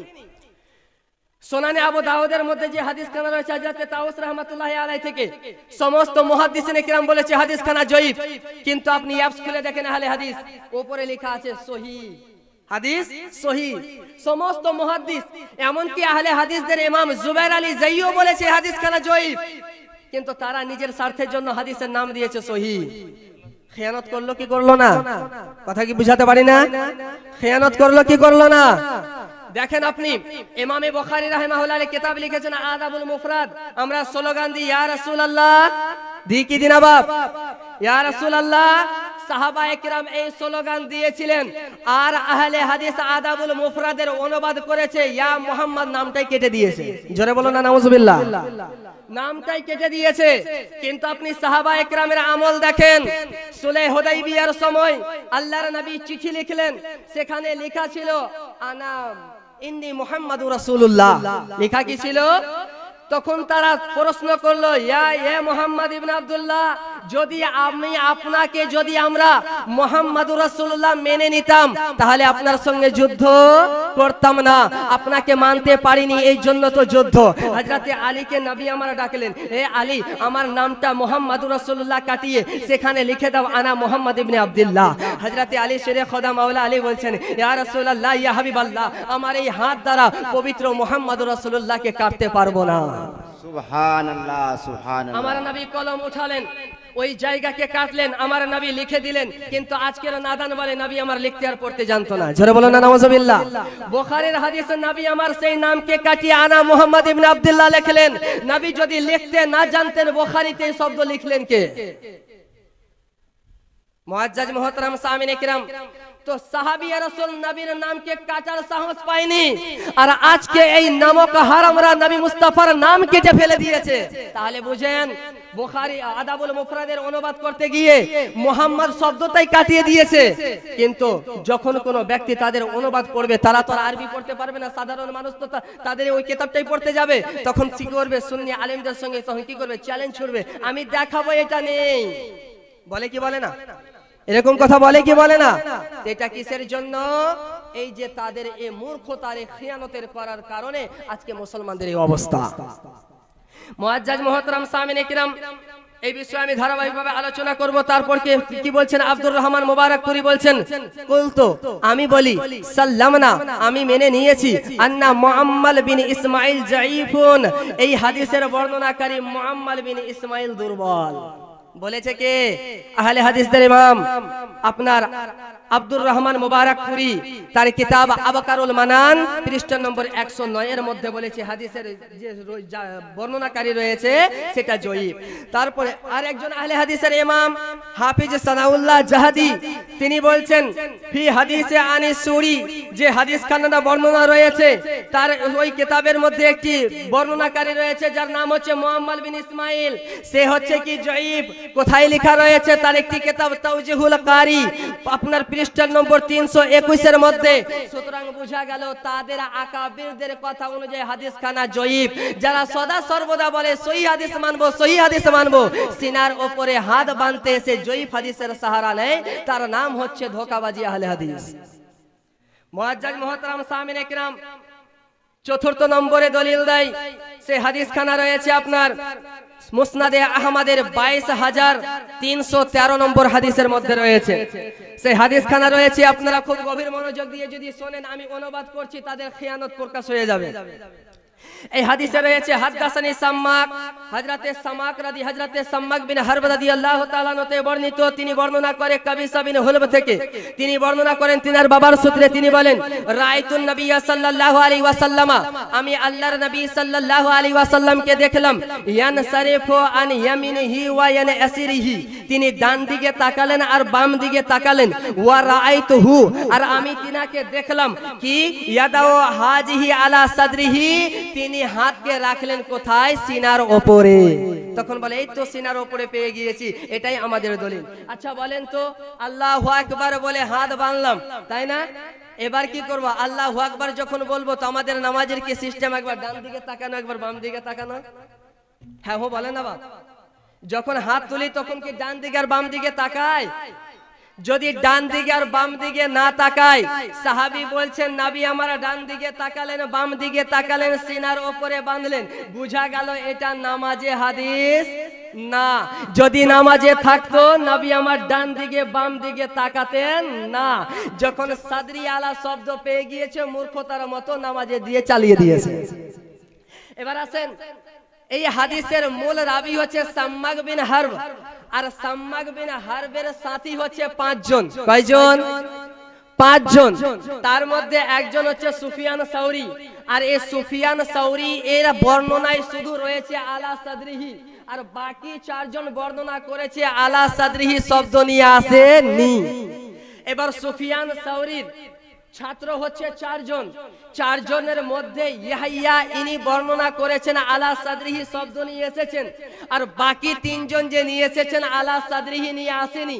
আর মজার বিষয় হচ্ছে একটা, যেখানে আলা সাদরিহি শব্দ রয়েছে সেখানে নামাজের কথা উল্লেখ নেই, আর যেখানে নামাজের কথা উল্লেখ রয়েছে সেখানে আলা সাদরিহির কথা উল্লেখ নেই। এই হচ্ছে তাদের ধোঁকাবাজি, কিভাবে সুন্নি জনতাকে হানাফি থেকে নিয়ে এসে আহলে হাদিস বানানো যাবে। মুআজ্জাজ মুহতারাম সামিনে কিরাম, আর এই হাদিস বর্ণনা সম্পর্কে বলছেন, কোন এক হাদিসের বর্ণনা যদি অনেক থাকে আর ওই সেকা বর্ণনাকারী থাকার কারণে যদি একাই থাকে, ওই হাদিসের প্রতি আমল করা যাবে না, ওই হাদিসের প্রতি আমল করা যাবে না। আলহামদুলিল্লাহ, তারা সিনার উপরে হাত বাঁধার যতগুলো হাদিস নিয়ে আসুক না কেন, আলহামদুলিল্লাহ তাদের কিতাব থেকে আমরা দলিল দিতে পারবো, উত্তর দিতে পারবো যে একটাও হাদিস গ্রহণযোগ্য না। আর যদি ক্ষমতা থাকে মুসান্নাফ ইবনে আবি শাইবার হাদিসের প্রতি একবার আঙ্গুল তুলে দেখো, ইনশাআল্লাহ তার উত্তর দেওয়ার জন্য আমি গুনাহগার যথেষ্ট রয়েছে। তাকবীর, নারায়ে তাকবীর, নারায়ে রিসালাত, উলামায়ে আহলে সুন্নাত, মাসলাকে আলা হযরত। তাদের কিতাব আমি যতটা পড়েছি, এই মুসান্নাফ ইবনে আবি শাইবার হাদিসের প্রতি একটাও আঙ্গুল তুলতে পারিনি, শুধু একটাই আঙ্গুল তুলেছে কি, মুসান্নাফ ইবনে আবি শাইবার আগের নুসখাগুলোতে আপনার তাহতা সুররা শব্দটা নেই, এই জন্য হাদিসের প্রতি আমল করা যাবে না। পাল্টা তাদের উত্তর, তাকে প্রশ্ন করবেন, তারা যদি বলে যে মুসান্নাফ ইবনে আবি শাইবার অন্যান্য নুসখাতে হাদিসখানা নেই, নুসখা মানে পাণ্ডুলিপি, অন্যান্য পাণ্ডুলিপিতে নেই, তাকে প্রশ্ন করবেন, আপনি সিনাতে হাত দিয়ে বলেন মুসান্নাফ ইবনে আবি শাইবার কয়টা পাণ্ডুলিপি, আর ওই পাণ্ডুলিপিগুলোতে কোন কোন পাণ্ডুলিপিতে রয়েছে আর কোন কোন পাণ্ডুলিপিতে নেই, আমাকে লিস্ট করে দেন। বলতে পারবেন কি পারবেন না? পারবেন কি পারবেন না? বা পাণ্ডুলিপির নামগুলো দেন। আজকের পর আমি আমার আহলে সুন্নাত ওয়াল জামাতের কোন আলিমের সঙ্গে কথা বলবো, যদি না পারি তোমাকে কথা বলাবো। কত পানিতে কে কতটা সাঁতার কাটছে পরে দেখা যাবে ইনশাআল্লাহ। মুআজ্জাজ মুহতারাম সামিনে কিরাম, ইমাম ইবনে আবি শাইবা রাহমাতুল্লাহি তাআলা আলাইহি যে পাণ্ডুলিপিটা রয়েছে ইমামে আওয়ামা রাহমাহুল্লাহ আলাইহির, সেই পাণ্ডুলিপিটা আমি পড়ি। সেই পাণ্ডুলিপির মধ্যে তাহতা সুররা শব্দ রয়েছে, আর তার নিচে ইমামে আবু আওয়ামা রাহমাহুল্লাহ আলাইহি এই হাদিস লেখার পরে 2.5 পৃষ্ঠা আলোচনা করেছে। মহব্বতে বলেন না সুবহানাল্লাহ। 2.5 পৃষ্ঠা আলোচনা করে সমস্ত আহলে হাদিসের দাঁত ভাঙা উত্তর দিয়েছে যে তাহতা সুররা শব্দ শুধু কাসিম বিন কুতুলুবুগার নুসখাতে নেই, বরং আরো 2 জনের নুসখায় রয়েছে। মহব্বতে বলেন না সুবহানাল্লাহ। এবার শুধু তাই নয়, তাদের আলিমও লিখেছে তাহতা সুররা শব্দটা মুসান্নাফ ইবনে আবি শাইবাতে রয়েছে। এবার কোন কোন নুসখাতে যদি না থাকে, কোন কোন নুসখাতে যদি না থাকে, তার মানে এটা নয় যে হাদিসের প্রতি আমল করা যাবে না। যদি আপনি বলেন যে না যাবে না, আর তারা বলে যে হাদিসের প্রতি কোন শব্দ বাড়ানো হচ্ছে কি, এটা আল্লাহ রাসূল সাল্লাল্লাহু আলাইহি ওয়াসাল্লামের প্রতি মিথ্যা অপবাদ দেওয়া। আর আমরাও বলি মান কাযাবা আলাইয়া মুতাআম্মিদান ফালিয়াতাবাওয়া মাকআদাহু মিনান নার, যেই ব্যক্তি নিজ থেকে আমার নবীর বিরুদ্ধে, আমার নবীর সম্পর্কে কোনো মিথ্যা কথা চালিয়ে দিল, সে নিজের ঠিকানা জাহান্নামে বানিয়ে নিল। সুবহানাল্লাহ, সুবহানাল্লাহ। আমি বলি এই হাদিসের প্রতি আহলে সুন্নাত ওয়াল জামাতের তাহকিক চাইতে বেশি কেউ করেছে আমার মনে হয় না, কারণ এই হাদিসখানা হচ্ছে হাদিসে মুতাওয়াতিরা, হাদিসে মুতাওয়াতিরা। আর আমার তালেব ইলম ভাইরা জানে, যারা উসুলে হাদিস পড়ছেন, হাদিসে মুতাওয়াতিরা 2 প্রকার, হাদিসে মুতাওয়াতিরা 2 প্রকার। আর এই সম্পর্কে একটি কিতাব রয়েছে আজহারুল মুতানাসিরা ফি আখবারিল মুতাওয়াতিরা। এই কিতাবের মধ্যে সমস্ত ওই হাদিসকে নকল করা হয়েছে যে হাদিসগুলো হচ্ছে হাদিসে মুতাওয়াতিরা। আর এই হাদিসকে 1-2 জন সাহাবী বর্ণনা করেনি, 70 জন সাহাবী বর্ণনা করেছেন। মহব্বতে বলেন না সুবহানাল্লাহ, সুবহানাল্লাহ। মান কাযাবা আলাইয়া মুতাআম্মিদান ফালিয়াতাবাওয়া মাকআদাহু মিনান নার, যে ব্যক্তি আমার নবী সম্পর্কে কোনো মিথ্যা অপবাদ দিল, সে নিজের ঠিকানা জাহান্নামে বানিয়ে নিল। এই হাদিসখানা বর্ণনা করেছে কতজন সাহাবী? 70 জন সাহাবী, তাহলে হাদিসের মর্যাদা আছে না নেই? এই যদি হাদিসকে অস্বীকার করে তাহলে সেই ব্যক্তি কাফির হয়ে যাবে। এইবার তাদের একজন ইমাম যার নাম হচ্ছে আব্দুল্লাহ রোপরি, কিতাব লিখেছে ফতোয়ায়ে আহলে হাদিস। ওই কিতাবের মধ্যে নামাজে হাত যখন আমরা দুই হাত তুলে নামাজে মুনাজাত করি কি করি না, যারা বলে বিদাতি, সর্বপ্রথম বিদাতি হবে আব্দুল্লাহ রোপরি। কারণ আমরা এখন নামাজে হাত তুলে মুনাজাত করছি আর প্রমাণ দিচ্ছি, আর আমাদের আগে সে নিজের কিতাবে লিখে চলে গিয়েছে, তাহলে সে বড় বিদাতি হবে না? হবে কি হবে না বলেন? সেই কিতাবের মধ্যে তাকে বলা হলো যে ফরজ নামাজের পরে হাত তুলে মুনাজাত করা যাবে কি যাবে না। মুসান্নাফ ইবনে আবি শাইবা থেকে একখানা হাদিস উল্লেখ করেছেন, আর হাদিসখানা উল্লেখ করার পরে বলছেন শেষের দিকে রয়েছে ওয়া দাআ ওয়া রাফা ইয়াদাইহি ওয়া দাআ, দুই হাত উত্তোলন করলেন আর নবী আমার দোয়া করলেন। মহব্বতে বলেন না সুবহানাল্লাহ। সুবহানাল্লাহ। এই শব্দখানা ওয়া রাফা ইয়াদাইহি ইজা দাআ, এই শব্দখানা মুসান্নাফ ইবনে আবি শাইবার যে আওয়ামার পাণ্ডুলিপি এখানে কিন্তু উল্লেখ নেই। আমার জানা মতে তিনটা হাদিস, তিনটা পাণ্ডুলিপিতে আমি এটা পাইনি, একটা পাণ্ডুলিপিতে পেয়েছি। এবার প্রশ্ন হলো যে উনি এবার হাদিসখানা নকল করে বলেছেন রাওয়াহু ইবনে আবি শাইবা ফি মুসান্নাফিহি, ইমাম ইবনে আবি শাইবা তিনার মুসান্নাফে উল্লেখ করেছেন। আমার কথা কি আপনারা বুঝতে পারছেন? আমার কথা ক্লিয়ার বুঝতে পারছেন তো? এবার এখানে এই কথা তিনি বললেন, তো অবশ্যই তিনি মুসান্নাফ ইবনে আবি শাইবা থেকে হাদিসখানা নকল করেছেন। এবার এই আখেরি শব্দটা অন্যান্য পাণ্ডুলিপিতে নেই, আর কোন পাণ্ডুলিপিতে না থাকার কারণে যদি হাদিস অস্বীকার করেন তাহলে এই আব্দুল্লাহ রোপরির কিতাবের এই হাদিসখানা অস্বীকার করতে হবে কি হবে না? আর যেই কারণে আপনি আমাকে জাহান্নামী বললেন, আপনার উসুল অনুযায়ী আব্দুল্লাহ রোপরি জাহান্নামী হবে কি হবে না? তো আমাকে জাহান্নামী বলার আগে, আহলে সুন্নাত ওয়াল জামাতের মতদর্শীকে জাহান্নামী বলার আগে, হানাফিদেরকে জাহান্নামী বলার আগে আপনার বাপ আব্দুল্লাহ রোপরিকে জাহান্নামীর ফতোয়া লাগান। কথা কি বুঝাতে পারি না? তো আলহামদুলিল্লাহ, যারা আমাদেরকে বিদাতি বলে, যারা আমাদেরকে মাজার পূজারি বলে, দূর থেকে বলতে থাকো বাপ, দূর থেকে বলতে থাকেন। যেদিন সামনে চলে আসবে তার 14 গোষ্ঠীকে যদি বিদাতি প্রমাণ না করতে পারি, জাতির সামনে মুখ দেখাবো না। মুআজ্জাজ মুহতারাম সামিনে কিরাম, আপনি বলবেন কেমন করে তাকে বিদাতি ফতোয়া বিদাতি দিবেন? আমরা ঈদে মিলাদুন নবী পালন করেছি এই মাসের কত তারিখে? ইংরেজি মাসের 16 তারিখে, তাই না? 16 তারিখে। ওই দিনকে কেন্দ্র করে পুরো সোশ্যাল মিডিয়াতে তোলপাড়, সুন্নিরা নিকৃষ্ট বিদাতের প্রতি আমল করে, সুন্নিরা জাহান্নামে যাবে বলে কি বলে না? কিন্তু সেপ্টেম্বর মাসের 23 তারিখে কোন আহলে হাদিস, কোন জামাতি, কোন দেওবন্দি কোন সোশ্যাল মিডিয়াতে বক্তব্য দিয়েছে? ন্যাশনাল ডে পালন করা হয় সৌদি আরবে, কেন? সেদিন তো ফতোয়া আসলো না। ন্যাশনাল ডে পালন করা হয় কি হয় না?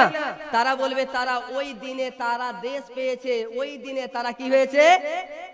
দেশ পেয়েছে, তারা সেই দিনে তাদের রাজত্ব পেয়েছে, এই জন্য খুশি উদযাপন করে। আমি বলতে চাই যে ফাতেহে মক্কা যখন মক্কা বিজয় হয়েছিল, এর চাইতে আরববাসী এর চাইতেও কি বেশি আনন্দিত? সেই দিন তো বেশি আনন্দিত না? একটা সাহাবীর আমল দেখান যেভাবে আপনারা আমাদেরকে প্রশ্ন করেন, কোন সাহাবী কত হিজরিতে পালন করেছিল, কোন শহরে পালন করেছিল? আমার প্রশ্ন হলো সমস্ত সাহাবা একরামের আমলে মক্কা বিজয় হয়েছিল, কোন সাহাবী কোন শহরে ন্যাশনাল ডে পালন করেছিল? দেশ পেলে, দেশের বিজয় হলে যদি ন্যাশনাল ডে পালন করতে হয়, আবু বকর করলেন না কেন? ওমর করলেন না কেন? উসমান করলেন না কেন? যদি তারা না করে, আপনি তো সাহাবীকে মাননে ওয়ালা দাতি, বেহায়া নির্লজ্জ, আপনি সাহাবীকে ফলো করলেন না কেন? এবার যদি তারা বলে যে না, বিদআত তাকে বলা হয় যারা নেকির উদ্দেশ্যে করে, তাদেরকে প্রশ্ন করেন, বেটা এটা তুই নেকির জন্য করলি না গুনাহের জন্য করলি? ন্যাশনাল ডে পালন করলে নেকির জন্য না কিসের জন্য? যদি বলে না আমি কিছুর জন্য পালন করি না, তাহলে স্পষ্ট হাদিস শরীফের মধ্যে রয়েছে তোমরা ফালতু কোনো কাজ করো না। যদি বলে গুনাহ করার কারণে, তাহলে আল্লাহ রাব্বুল আলামিন আমার নবীকে প্রেরণ করেছে উম্মতে মুহাম্মাদীকে গুনাহ থেকে বাঁচানোর জন্য, আর যেই জায়গাতে গুনার জন্য এত টাকা খরচা করা হয়, এরপরও বলবেন সৌদিতে হয় না এই জন্য মানবো না। কথা কি বুঝাতে পারি না? তারপরেও কি বলবেন যে সৌদিতে হয় না তাই করি না? এবার আসুন, সৌদিতে মিলাদুন নবী পালন হতো কি হতো না, ওলামায়ে কেরামের জন্য আমি আমার তলাবা ভাইয়ের জন্য বলে যাই। একটি কিতাব নাম হচ্ছে সুবুলুল হুদা ওয়ার রাশাদ। যদি এই কিতাবকে কেউ জাল বলতে চায়, আমার নাম্বারটা তাকে দিবেন। জাল কত প্রকার হয়ে যায় তার 14 গোষ্ঠীকে দেখিয়ে দেব। এই কিতাব যার নাম হচ্ছে ইমাম, লিখেছেন কে? ইমামে ইউসুফ সালেহি, ইমামে ইউসুফ সালেহি, সুবুলুল হুদা ওয়ার রাশাদ। সেই কিতাবের প্রথম খণ্ড পৃষ্ঠা নম্বর 341 এর মধ্যে অসংখ্য মুহাদ্দিসিনে কিরামের অভিমত পেশ করেছেন। মিলাদুন নবী পালন করা হচ্ছে বিদআতে হাসানা। মহব্বতে বলেন না সুবহানাল্লাহ। সুবহানাল্লাহ। সৌদি আরবে পালন করা হতো কি হতো না, তার বাবার কিতাব ইবনে তাইমিয়ার ছাত্র ইমাম ইবনে আব্দুল কাইয়ুম জাওজি কিতাব লিখেছেন মিলাদুন নবুবিয়া। মহব্বতে বলেন না সুবহানাল্লাহ। সুবহানাল্লাহ। আরে মিলাদুন নবী পালন করা জায়েজ কি না জায়েজ, কিতাবে লিখেছেন মিলাদুন নবুবিয়া। নবী রাসূল করিম সাল্লাল্লাহু আলাইহি সাল্লামের মিলাদ সেই কিতাবের মধ্যে বলছেন আরব দেশে আরো অন্যান্য শহরে অতি ধুমধাম করে মিলাদুন নবী পালন করা হতো। মহব্বতে বলেন না সুবহানাল্লাহ। আমাদের মাদ্রাসায় যখন আমরা ছোট থাকতাম একটি কিতাব পড়ানো হতো, যে কিতাবের নাম হচ্ছে তাওয়ারিখে হাবিবে এলা। তারা বলবে এটা ছোটি কিতাব, এটা ছোটি কিতাব হতে পারে, কিন্তু যিনি লিখেছেন কে তার নাম তো শুনে নেন, আল্লামা ইনায়াত আহমদ কোকারবি রাহিমাহুল্লাহ আলাইহি। আর ইনি কে? ভারতে রাজত্ব করত কে? ইংরেজরা। সর্বপ্রথম ইংরেজদের বিরুদ্ধে যিনি ফতোয়া দিয়েছিলেন ফজলে হক খায়রাবাদী, আর দিল্লির জামে মসজিদে সেই বাতিলদের ইংরেজদের বিরুদ্ধে সর্বপ্রথম বক্তব্য দিয়েছিলেন আল্লামা ইনায়াত আহমদ কোকারবি রাহিমাহুল্লাহ। আর এই কারণেই সেই ইংরেজরা আল্লামা ইনায়াত আহমদ কোকারবি রাহিমাহুল্লাহ আলাইহিকে জজরায়ে অ্যান্ডমেন্টের সাজা দিয়েছিল, যাকে উর্দুতে বলা হয় কালা পানি। সে চতুর্দিকে সমুদ্র আর ওপরে উঁচু করে একটা ঘর তৈরি করা হতো, আর ওখানে তাদেরকে সাজা দেওয়া হতো। আল্লামা ইনায়াত আহমদ কোকারবিকে সেই মতো সাজা দিয়েছিলেন সেই ইংরেজদের জামানায়। সে আল্লামা ইনায়াত আহমদ কোকারবি রাহিমাহুল্লাহ আলাইহি খানায়ে কাবার ইমাম ছিলেন। মহব্বতে বলেন না সুবহানাল্লাহ। সুবহানাল্লাহ। আল্লামা ইনায়াত আহমদ কোকারবি রাহিমাহুল্লাহ আলাইহি বলছেন, আমি সাক্ষ্য দিতেছি প্রত্যেক বছর খানায়ে কাবার আশেপাশে খুব সুন্দর করে সযত্নভাবে মিলাদুন নবী পালন করা হতো। সুবহানাল্লাহ। তো ঈদে মিলাদুন নবীকে নিষিদ্ধ ঘোষণা করা কখন হলো? আহলে হাদিসদের ওয়েবসাইট 2002 সালে মে মাসের 23 তারিখে। কত সালে? 2002 সালে মিলাদুন নবীকে নিষিদ্ধ ঘোষণা করা হলো। যারা বলে মিলাদুন নবী পালন করা সৌদিতে হয় না, এই জন্য করব না, তাদের কাছে প্রশ্ন থাকলো যে 2002 সালের পরের মুহাদ্দিসের প্রতি আমল করবেন নাকি তার পূর্বের মুহাদ্দিসকে ফলো করবেন? তাদেরকে প্রশ্ন করা হলো, প্রশ্ন থাকলো আপনি দিন পেয়েছেন 2002 সালের নাকি 1450 বছর পূর্বের? আপনার দিন যদি থাকে 2002 সালের, আপনার সঙ্গে আমার কোনো সম্পর্ক নেই, আপনি 2002 সালের ইসলাম নিয়ে পড়ে থাকেন। আমি তো ফলো করি 1450 বছর পূর্বের ইসলামকে। আমি রাসূল করিম সাল্লাল্লাহু আলাইহি ওয়াসাল্লামের সাহাবী, তাবী, তাবে মুহাদ্দিসিনে কিরামের প্রতি আমল করব। যদি আপনি না পান, সামনাসামনি এসে আলোচনা করেন। সুবহানাল্লাহ। মুআজ্জাজ মুহতারাম সামিনে কিরাম, মিলাদুন নবীকে নাজায়েজ প্রমাণ করার জন্য তাদের মেন হাতিয়ার হচ্ছে যে আল্লাহর নবী বলেছেন দিনের মধ্যে প্রত্যেক আপনার নতুন কোনো কাজ হচ্ছে বিদআত, আর প্রত্যেক বিদআত হচ্ছে কি? গুমরাহি। কুল্লু বিদআতিন দালালা ওয়া কুল্লু দালালাতিন ফিন্নার। প্রত্যেক গুমরাহ, প্রত্যেক বিদআত হচ্ছে পথভ্রষ্ট, আর প্রত্যেক পথভ্রষ্ট হচ্ছে জাহান্নামের দিকে, তাই না? আচ্ছা, হযরতে ওমর ফারুক রাদিয়াল্লাহু তাআলা আনহু তারাবির নামাজ জামাতের সহিত পড়ালেন। কাকে পড়ানোর অনুমতি দিলেন? হযরতে উবাই ইবনে কাব রাদিয়াল্লাহু তাআলা আনহুকে। হযরতে উবাই ইবনে কাব রাদিয়াল্লাহু তাআলা আনহু জামাতের নামাজ পড়ালেন। হযরতে ওমর ফারুক রাদিয়াল্লাহু তাআলা আনহু এই দৃশ্য দেখে বললেন, হাজিহি নি'মাতুল বিদআ, কতই না সুন্দর বিদআত। মহব্বতে বলেন না সুবহানাল্লাহ। সুবহানাল্লাহ। কুল্লু বিদআতিন দালালা, যদি প্রত্যেক বিদআত যদি পথভ্রষ্ট হয়, তাহলে নাউযুবিল্লাহ হযরত ওমর ফারুক রাদিয়াল্লাহু তাআলা আনহু পথভ্রষ্ট। যেই আল্লাহর নবী, আর বলবেন না কেন, তারা তো বিদআতি বলেও দিয়ে গিয়েছে। শুনবেন, সানি আজান চালু করেছে কে? জুমার সানি আজান চালু করেছেন কে? হযরতে উসমান গনি রাদিয়াল্লাহু তাআলা আনহু। আপনার আব্দুর রাজ্জাক বিন ইউসুফকে প্রশ্ন করা হলো, সানি আজান চালু করেছে হযরতে উমর উসমান গনি রাদিয়াল্লাহু তাআলা আনহু, তিনি কি বিদআতি? বলে হ্যাঁ, উনি বিদআতি।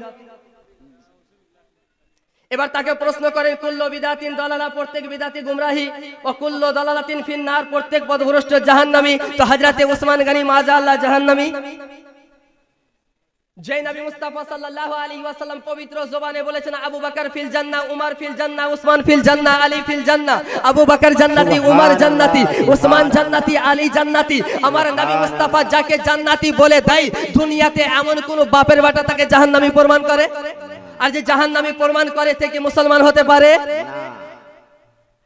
তাহলে আপনারা ফতোয়া দিয়ে দিলেন, তাহলে আলিমদেরকে লাগবে না, আপনারাই ফতোয়া দিয়ে দিয়েছেন যে আমার নবীর বিরুদ্ধে যেতে পারে সে কখনো প্রকৃত মুসলমান হতে পারে না। মুআজ্জাজ মুহতারাম সামিনে কিরাম, এবার দেখেন আমি যে হাদিসগুলো বললাম এই হাদিসে কি সিনার উপরে হাত বাঁধা দুর্বল হাদিস। এবার আমরা নামাজে হাত বাঁধবো কোথায় এর আপনার সুস্পষ্ট ভাবে বলে দিয়েছেন ইমামে তিরমিজি রাহমাতুল্লাহি তাআলা আলাইহি। ইমামে তিরমিজি রাহমাতুল্লাহি তাআলা আলাইহি বলছেন একদল সাহাবায়ে কেরাম নামাজে হাত বাঁধতেন নাভির নিচে, একদল সাহাবায়ে কেরাম হাত বাঁধতেন নাভির উপরে, সিনার উপরে নয়, নাভির উপরে, নাভির নিচে, নাভির উপরে। হযরত ইমামে তিরমিজি রাহিমাহুল্লাহ আলাইহি বলছেন দুটাই সঠিক। মহব্বতে বলেন না সুবহানাল্লাহ। সুবহানাল্লাহ। তো আপনি নাভির নিচে হাত বাঁধেন সমস্যা নেই, নাভির উপরে হাত বাঁধেন সমস্যা নেই, সিনার উপরে হাত বাঁধেন সমস্যা, এটাই আল্লাহর নবী বলে যায়নি। আপনি করবেন আমার কোনো যায় আসে না, কিন্তু আপনি সুন্নাত বলে পালন করবেন, আর যারা সুন্নাতের প্রতি আমল করে তাদের কি বিদআতি বলবেন, এটা সহ্য করা যাবে না, এটা মেনে নেওয়া যাবে না। এবার ইমামে তিরমিজি রাহমাতুল্লাহ তাআলা আলাইহি কি করলেন, সমাধান দিয়ে দিলেন। তাহলে এই যে সিনাতে হাত বাঁধা এটা আসলো কোথায় থেকে? আহলে হাদিসের ইমাম নাসিরউদ্দিন আলবানী তার একটি বিখ্যাত কিতাব, কিতাবের নাম হচ্ছে ইরওয়াউল গিলাল। কি? ইরওয়াউল গিলাল। এখানে একটা জালিয়াতি করেছে, আর জালিয়াতি কি বলছে যে সর্বপ্রথম ওই সৌভাগ্যবান ব্যক্তি যে সিনার উপরে হাত বাঁধার সুন্নাতের প্রতি আমল করেছে তার নাম হচ্ছে ইসহাক ইবনে রাহবিয়া। কে? ইসহাক ইবনে রাহবিয়া। আমার প্রশ্ন হলো ইসহাক ইবনে রাহবিয়া এটা মিথ্যা কথা বলেছে। ইসহাক ইবনে রাহবিয়া সিনার উপরে হাত বাঁধেনি, আমি প্রমাণ করব। তার আগে আমি তাকে বলতে চাই ইমাম ইসহাক ইবনে রাহবিয়া আবু বকরের পরে, উমরের পরে, উসমানে গানির পরে, তাদের কথা মানলে যদি বিদআতি হয়, আর ইসহাক ইবনে রাহবিয়ার সুন্নাতের প্রতি আমল করলে সহি সুন্নাতের প্রতি আমল হয়, ফাজলামি করার জায়গা পান না। এবার আসুন ইমাম ইসহাক ইবনে রাহবিয়া তার আমল কি রয়েছে? তার আমল রয়েছে, তিনি বলছেন তাহাতা সুররাতে আকওয়া ফিল হাদিস, নাভির নিচে হাত বাঁধার হাদিস হচ্ছে বেশি বিশুদ্ধ, ওয়া আকরাবু ইলা তাওয়াদু, এবং কি করে সিনা নাভির নিচে হাত বাঁধলে বেশি নম্রতা ভদ্রতা প্রকাশ পাওয়া যায়। সুবহানাল্লাহ। মহব্বতে বলেন না সুবহানাল্লাহ। সুবহানাল্লাহ। ইসহাক ইবনে রাহবিয়ার প্রতি মিথ্যা অপবাদ দিয়েছে। কোন সাধারণ মুসলিমের প্রতি কেউ যদি মিথ্যা অপবাদ দেয় গুনাহে কাবিরা, আর যিনি তাবিঈর প্রতি আপনার মিথ্যা অপবাদ দিল সেও গুনাহে কাবিরার অন্তর্ভুক্ত হলো। তো ইসহাক ইবনে রাহবিয়া সিনার উপরে হাত বাঁধতেন না, নাভির নিচে হাত বাঁধতেন, একটা জালিয়াতি করলো। আর এখন এই কথা যখন একজন হানাফি ভাই বলেছিলেন তখন এই আপনার মুর্শিদাবাদের কি একজন রাহুল বেরাদার সে বলেছিল মিথ্যাবাদী তারা। ইমাম ইবনে ইসহাক ইবনে রাহবিয়ার এই কল কোন কিতাবে রয়েছে? যদি দম থাকে তাহলে আমাকে দাও। সোশ্যাল মিডিয়া ভাইরা আমার রেকর্ডিং করছে, তার কান কর্ণকাকারে পৌঁছাবে। আপনি কিতাব পাননি, আসলে ইমামে মুনজিরি রাহমাতুল্লাহি তাআলা আলাইহি কিতাব লিখেছেন আল আওসাত, তৃতীয় খণ্ড, পৃষ্ঠা নম্বর 323 এর মধ্যে স্পষ্ট ভাবে ক্বালা ইসহাক ইবনে রাহবিয়া তাহাতা সুররাতে আকওয়া ফিল হাদিস ওয়া আকরাবু ইলা তাওয়াদু, নাভির নিচে হাত বাঁধার হাদিস বেশি বিশুদ্ধ এবং নম্রতা ভদ্রতা বেশি প্রকাশ পাওয়া যায়। সুবহানাল্লাহ। সুবহানাল্লাহ। মুআজ্জাজ মুহতারাম সামিনে কিরাম, সাহাবী নামাজে হাত বাঁধলেন নাভির নিচে, আপনার তাবি নামাজে হাত বাঁধলেন নাভির নিচে, আপনার কিংবা নাভির উপরে, তাদেরকে অবাক্য করে চলে গেল সিনার উপরে। তো সাহাবীকে মানলো না, তাবিকে মানলো না, সবচাইতে বড় বিদআতি কে? ওয়াহাবি। তাহলে এখন তাহলে আমাদের কি বিদআতি কেন বলছে ভাই জানেন? গ্রামে ধরেলেন একটা চোর এসেছে, একটা চোর যখন চুরি করতে আসলো লোকজন জানতে পেরেছে, চতুর্দিক থেকে তাকে ফলো করেছে, দেখছে এই দিকেও এলাকা, এই দিকেও এলাকা, চতুর্দিকে মানুষ জানতে পেরেছে। চোর তখন কি করেছে, পিছন দিক থেকে ঘুরে এদের সঙ্গে সামিল হয়ে গিয়েছে। আবার সেও তখন বলতে লেগেছে চোর চোর চোর। তাহলে চোরটা কে? তারা জানতে পারলো আমাদের আমলের মধ্যে বিদআত ঢুকে গিয়েছে, আমাদের আমলে ভরা ভরা বিদআত। এখন যদি আমি বিদআতি না বলি তাহলে আমি যে বিদআতি, আমাদের এরা যে আমাকে মুখোশ উন্মোচন করে দিবে। এর জন্য তারা আগেই বিদআতি বলে তারা স্যালেন্ডার হয়ে গিয়েছে, কেউ যেন আমাদেরকে বিদআতি না বলতে পারে। মুআজ্জাজ মুহতারাম সামিনে কিরাম, আমাদের আকীদা হচ্ছে যারা প্রকৃত বিদাতি, আমার নবী বলেছেন তারা জাহান্নামের কুকুরের মধ্যে একটা কুকুর। এবার আসল বিদাতিকে, যে নতুন কোন একটা আকীদা আবিষ্কার করলো তাকেই বলা হয় বিদাতি।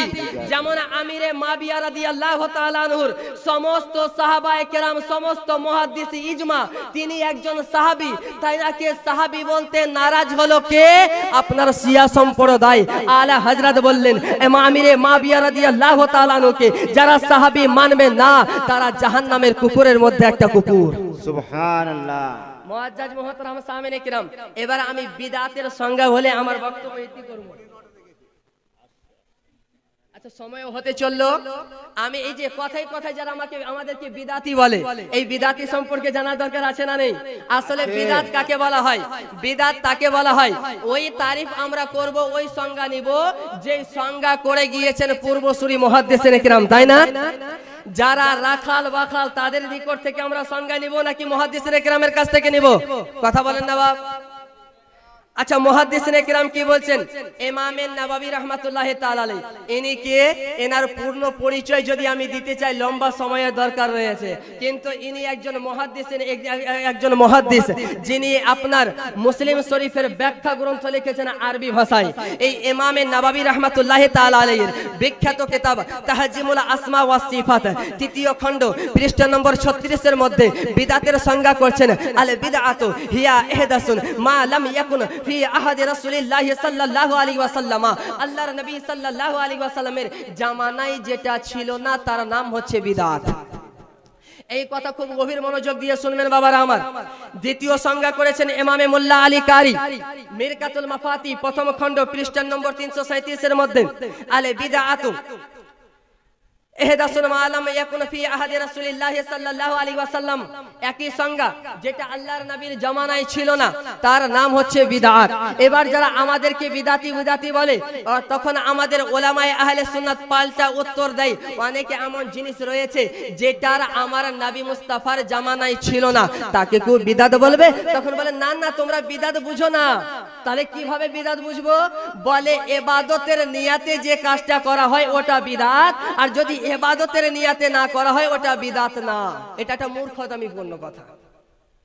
এবার তাকে বলবেন যে এই যে সংজ্ঞা আপনি করলেন ইবাদতের জন্য, ইবাদতের নিয়াতে যদি করি তাহলে বিদআত, ইবাদতের নিয়াতে না করলে বিদআত না। এই সংজ্ঞা কে করেছে? তোর বাপ। ওটা কিতাবটা দে।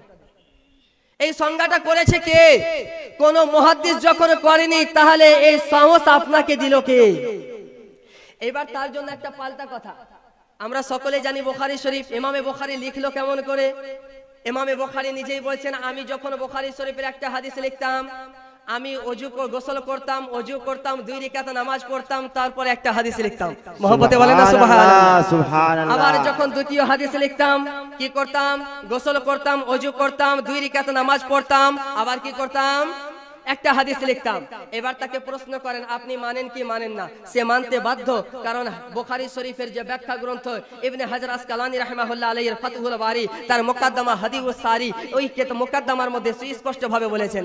এবার আমার প্রশ্ন হলো, তাদেরকে প্রশ্ন করবেন, কোরআন শরীফের মধ্যে একটা আয়াত দেখান যাতে আল্লাহ রাব্বুল আলামিন বলেছেন, এ আমার বান্দারা, তোমরা যখন আমার নবীর হাদিস লিখবে প্রথমে গোসল করবে, ওযু করবে, 2 রাকাত নামাজ পড়বে, তারপর আমার নবীর হাদিস লিখবে। নবী মুস্তাফার একটা আমল দেখান, একটা হাদিস দেখান যে আমার নবী বলেছেন, এ আমার উম্মতানিরা, যখন তোমরা আমার হাদিস লিখবে, ওযু করবে, গোসল করবে, 2 রাকাত নামাজ পড়বে, তারপর আমার হাদিস লিখবে। সাহাবায়ে কেরামের একটা আমল দেখিয়ে দেন যে সাহাবায়ে কেরাম আমার নবীর হাদিস লিখেছেন, গোসল করেছেন, ওযু করেছেন, 2 রাকাত নামাজ পড়ে হাদিস লিখেছেন। যদি দেখাতে না পারেন যে কাজ নবী করেনি, আপনাদের কথা, নবী করেনি, সাহাবী করেনি, তাবেঈ করেনি, কোরআনে নেই, ওর নাম হচ্ছে বিদআত, তাহলে ইমামে বুখারীকে বিদআতের ফতোয়া লাগা দেখো। তাহলে আপনার কথা অনুযায়ী ইমামে বুখারী বিদআতি, আর ইমামে বুখারী যদি বিদআতি হয় তাহলে বুখারী শরীফ পড়া আপনার জন্য জায়েজ না, ওটা সুন্নিদের জন্য ছেড়ে দেন। জি, ওটা কিতাবটা সুন্নিদের জন্য ছেড়ে দেন, আপনার অধিকার নেই। আরে যদি বেদাতিরকে সালাম দেওয়া যদি নাজায়েজ হয়, বেদাতির পিছনে যদি নামাজ পড়া নাজায়েজ হয়, বেটা বেদাতির বুখারী পড়ো কেন? লজ্জা করে না? তো বুখারী সুন্নিদের জন্য, আপনার জন্য না। এবার তখন আপনি মানতে বাধ্য হবেন কি ওই আমলটা যেহেতু করেছে ভালোর জন্য করেছে, যদিও সাহাবী দেয়নি, তাহলে আজকের পর থেকে মিলাদুন নবীকে বিদআত বলবে না। যদিও নবী করেননি আমাদের মতো করে, সাহাবী করেননি আমাদের মতো করে, কিন্তু ভালো কাজ আমার নবীর আলোচনা করা হয়, আমার নবীর জিকির আজকার করা হয়, কোরআন তেলাওয়াত করা হয়, যে সংজ্ঞা অনুযায়ী ইমামে বুখারী বিদআতি নয়, ওই সংজ্ঞা অনুযায়ী আমরাও বিদআতি না। সুবহানাল্লাহ, সুবহানাল্লাহ। আল্লাহু আকবার, আল্লাহু আকবার। ইয়া রাসূলুল্লাহ, ইয়া রাসূলুল্লাহ, ইয়া আলী, ইয়া আলী जिंदाबाद। नहीं छोड़ेंगे, नहीं छोड़ेंगे, नहीं छोड़ेंगे। अल्लाहु अकबर, या रसूल अल्लाह। এবার আমরা যখন বলি বিদআত দুই প্রকার, বিদআতে হাসানা, বিদআতে সাইয়্যা, মুহাদ্দিসিনে কিরাম বলেছে আমরা যেভাবে মিলাদুন নবী পালন করি, যদিও কুরুনে সালাসা অর্থাৎ সাহাবায়ে কেরামের জামানায়, নবীর জামানায় আর তাবিঈর জামানায় ছিল না, পরবর্তীতে হয়েছে, এই মতো আমাদের প্রচলন আমরা যেভাবে পালন করি, তবে এটা বিদআতে হাসানা, অতি উত্তম কাজ। মহব্বতে বলেন সুবহানাল্লাহ। এবার তারা বলবে শরীয়তে কোনো বিদআতের প্রকার নেই, এই বিদআতের প্রকার বিদআতে হাসান আর বিদআতে সাইয়্যা। যদি আমি আহলে হাদিসের কিতাবের নাম আর তাদের ইমামের নাম যদি নিতে যাই তাহলে যথেষ্ট রয়েছে, কিন্তু আমি প্রমাণ করব পূর্বসূরি মুহাদ্দিসিনে কিরাম থেকে নিয়ে ওয়াহাবিদের কিতাব পর্যন্ত আপনারা কিতাবের নাম শুধু শুনতে থাকেন। ইমাম আজউদ্দিন রহমাতুল্লাহ তাআলা আলাইহি, যিনি ইন্তিকাল করেছেন 660 হিজরিতে, তিনি কিতাব লিখেছেন আল কাওয়াইদুল কুবরা, দ্বিতীয় খণ্ড, পৃষ্ঠা নম্বর 327 এর মধ্যে বিদআতের আপনার প্রকার বের করেছেন। হিয়া মুনকাসামাতুন ইলা বিদআতিন ওয়াজিবা, বিদআতকে আপনার তাকসিম করা হয়েছে, প্রকার করা হয়েছে, বিদআতে ওয়াজিবা ওয়া বিদআতে মুহরামাতিন ওয়া বিদআতে মানদুবাতিন ওয়া বিদআতিন মাকরুহাতিন ওয়া বিদআতিন মুবাহাতিন। তিনি বলেন বিদআতের 5 প্রকার, বিদআতে ওয়াজিবা, বিদআতে মুহরিমা, বিদআতে মানদুবা, বিদআতে মাকরুহা, বিদআতে মুবাহা। তারপরে কি ইমামে শাহ আব্দুল হক মুহাদ্দিস দেহলভী আশআতুল লুমাতা প্রথম খণ্ড পৃষ্ঠা নম্বর 68 এর মধ্যে বলছেন বিদআত দুই প্রকার, বিদআতে হাসানা, বিদআতে সাইয়্যা। বিদআতে হাসানা কাকে বলা হয়? যে কাজটি কোরআন ও হাদিসের মোতাবেক করা হয় তার নাম হচ্ছে বিদআতে হাসানা। হাসানা যে কাজটি কোরআন ও হাদিসের বিপরীত করা হয় তার নাম হচ্ছে বিদআতে সাইয়্যা। চলুন আপনি সামনের দিকে ইমামে শাফি রাহমাতুল্লাহ তাআলা আলাইহি হিলিয়াতুল আউলিয়া আপনার 9 নম্বর খণ্ড পৃষ্ঠা নম্বর 113 এর মধ্যে বলছেন আল বিদআত ও বিদআতান, বিদআত দুই প্রকার, বিদআতুন মাহমুদা, বিদআতুন মাজমুমা। একটা অতি উত্তম বিদআত, একটা বিদআত হচ্ছে খারাপ বিদআত। আপনি চলেন ইমামে বাইহাকি রাহমাতুল্লাহ তাআলা আলাইহি কিতাব লিখেছেন আল মাদখাল ফি সুনানিল কুবরা প্রথম খণ্ড পৃষ্ঠা নম্বর 206 এর মধ্যে বলছেন আল মুহদাসাতু মিল উমুরে জারবান। বিদআত হচ্ছে দুই প্রকার, বিদআতুন দালালা, বিদআতু গায়রু মাজমুমা। একটা হচ্ছে বিদআতে গুমরাহি আর একটা হচ্ছে বিদআতে গুমরাহি না। মুআজ্জাজ মুহতারাম সামিনে কিরাম, ইমাম ইবনে আসির রাহমাতুল্লাহ তাআলা আলাইহি কিতাব লিখেছেন আন নিহায়াতু ফি গরিবিল হাদিস ওয়াল আসর প্রথম খণ্ড পৃষ্ঠা নম্বর 107 এর মধ্যে বলছেন বিদআত কি দো কিসম হে, বিদআতে মাদহা, বিদআতে দালালা। একটা অতি উত্তম বিদআত, একটা খারাপ বিদআত। আপনি চলেন ইমামে মোল্লা আলী কারি রাহমাতুল্লাহ তাআলা আলাইহি মিরকাতুল মাফাতি প্রথম খণ্ড পৃষ্ঠা নম্বর 337 এর মধ্যে বিদআতের 5 প্রকার বের করেছেন। ইমামে নববী তাহজিমুল লুগাতের মধ্যে তৃতীয় খণ্ড পৃষ্ঠা নম্বর 36 এর মধ্যে বলে হিয়া মুনকাসামাতুন ইলা হাসানাতিন ওয়া কবিহাতিন। বিদআত দুই প্রকার, বিদআতে হাসানা, বিদআতে কবিহা। ইমামে শাতিবী, ইমামে শাতিবী আল ইতিসামের মধ্যে ইমামে শাতিবী ইমামে শাতিবী রাহমাতুল্লাহ তাআলা আলাইহি কিতাব লিখেছেন আপনার আল ইতিসাম প্রথম খণ্ড পৃষ্ঠা নম্বর 45 এর মধ্যে বিদআতের দুই প্রকার বের করেছেন, বিদআতে হাসানা, বিদআতে কবিহা। ইমামে শাহাবুদ্দিন আল কারানি কিতাব লিখেছেন আনওয়ারুল বুরুক ফি আনওয়ালিল ফুরুক, বিদআতের 5 প্রকার বের করেছেন। ইমামে জামালউদ্দিন আফরিকি কিতাব লিখেছেন লিসানুল আরব, সেখানেও বিদআতের দুই প্রকার বের করেছেন। ইমামে রাজব হাম্বলি জামিউল উলুম ওয়াল হিকাম বিদআতের দুই প্রকার বের করেছেন, বিদআতে মাহমুদা বিদাতে মাজমুমা, যাকে বলা হয় বিদাতে হাসানা বিদাতে সাইয়্যা। মুআজ্জাজ মুহতারাম সামিনে কিরাম, ইমাম ইবনে হাজার আসকালানি ফাতহুল বারির মধ্যে বিদাতের প্রকার বের করেছেন। বিদাত কি দো কিসমে है, বিদাতে হাসানা বিদাতে সাইয়্যা। ইমাম বদরুদ্দিন আইনি উমদাতুল কারি বিদাতের দুই প্রকার বের করেছেন। গায়র মুকাল্লিদের ইমাম, যারা আমাদেরকে বলে বিদাতের কোনো প্রকার নেই, তাদের নাম শুনেন। ইমাম গায়র মুকাল্লিদের ইমাম কাজী শৌকানি কিতাব লিখেছেন নাইলুল আওতার, দ্বিতীয় খণ্ড পৃষ্ঠা নম্বর 78 এর মধ্যে লিখেছেন বিদাত কি দো কিসমে है, বিদাতে মুস্তাকবাহ বিদাতে মুবাহ, যাকে বলা হয় উত্তম বিদাত আর একটা খারাপ বিদাত। সুবহানাল্লাহ। তারপরে বলছেন মৌলানা ওয়াহিদুজ্জামা, এটাও আহলে হাদিসদের ইমাম, হাদিয়াতুল মাহদি সেই কিতাবের মধ্যে বিদাতের 5 প্রকার বের করেছেন। ইবনে তাইমিয়া, যাদের আকীদার ইমাম ইবনে তাইমিয়া মিনহাজুস সুন্নাহ এই কিতাবের মধ্যে বিদাতের 2 প্রকার বের করেছেন, বিদাতে হাসানা বিদাতে সাইয়্যা। সুবহানাল্লাহ। মুআজ্জাজ মুহতারাম সামিনে কিরাম, আমরা বলি বিদাত 2 প্রকার, তারা বলে এটা বাবার বানানো।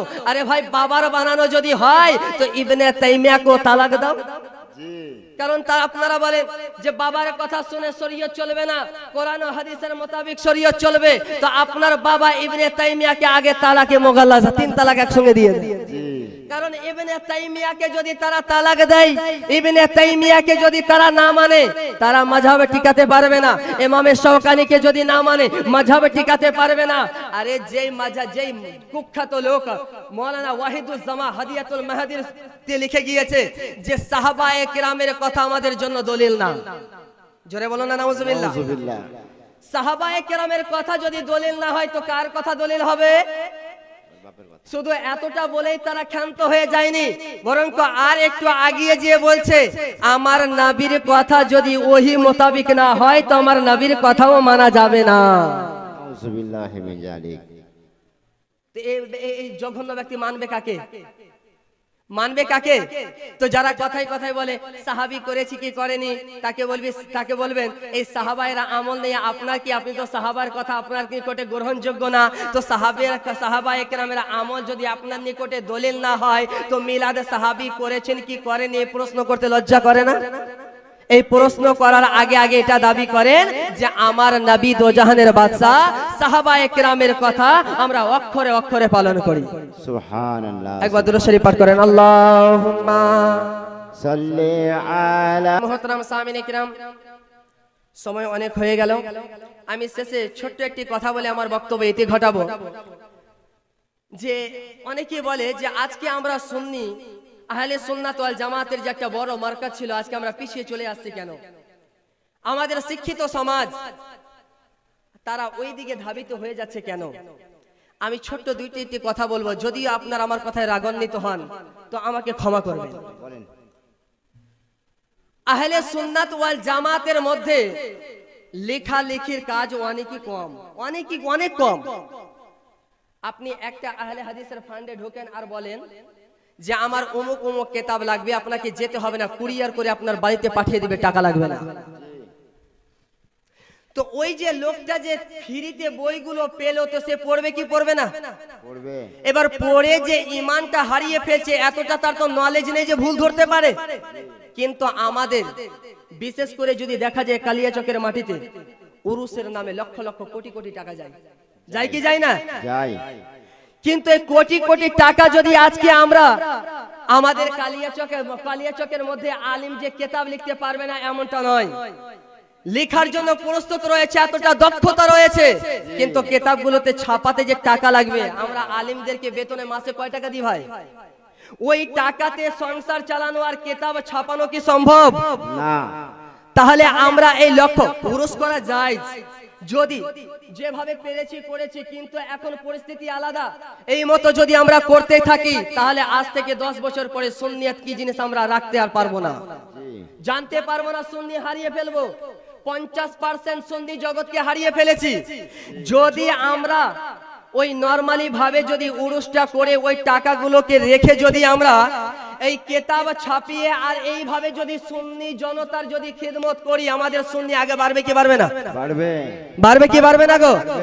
যদি আমরা এই কাজটা যদি আজকে আমরা মনে করি তারা ফান্ড থেকে টাকা পায়, তা আমাদের কি টাকার অভাব? যদি টাকার অভাব থাকতো তো কোটি কোটি টাকা কোথায় থেকে যায়? টাকাটা কোথায় থেকে যায়?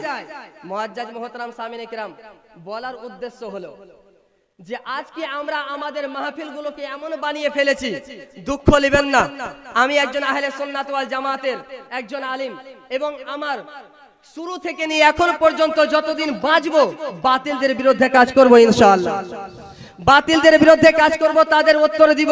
কিন্তু হয়তো একটা কথা বললে আপনি আমাকে ওয়াহাবি বা আর কোনো কিছু বানিয়ে ফেলবেন। আজকে আমাদের স্টেজগুলোতে হয়ে গিয়েছে আমরা যেই পীরের মুরিদ তারই আমরা গুণগান গাইব। জি। কিন্তু বিষয়টা তো এমন না। আমাদের আহলে সুন্নাত ওয়াল জামাতের স্টেজগুলোতে আকীদা নিয়ে আলোচনা শেষ হয়ে গিয়েছে। জি। আজ হানাফি মাযহাবের কান পর্যন্ত হাত আমরা তুলি, আমাদের যুবকরা এখনো বলতে পারবে না কেন আমাদের আলোচনা নেই। জি।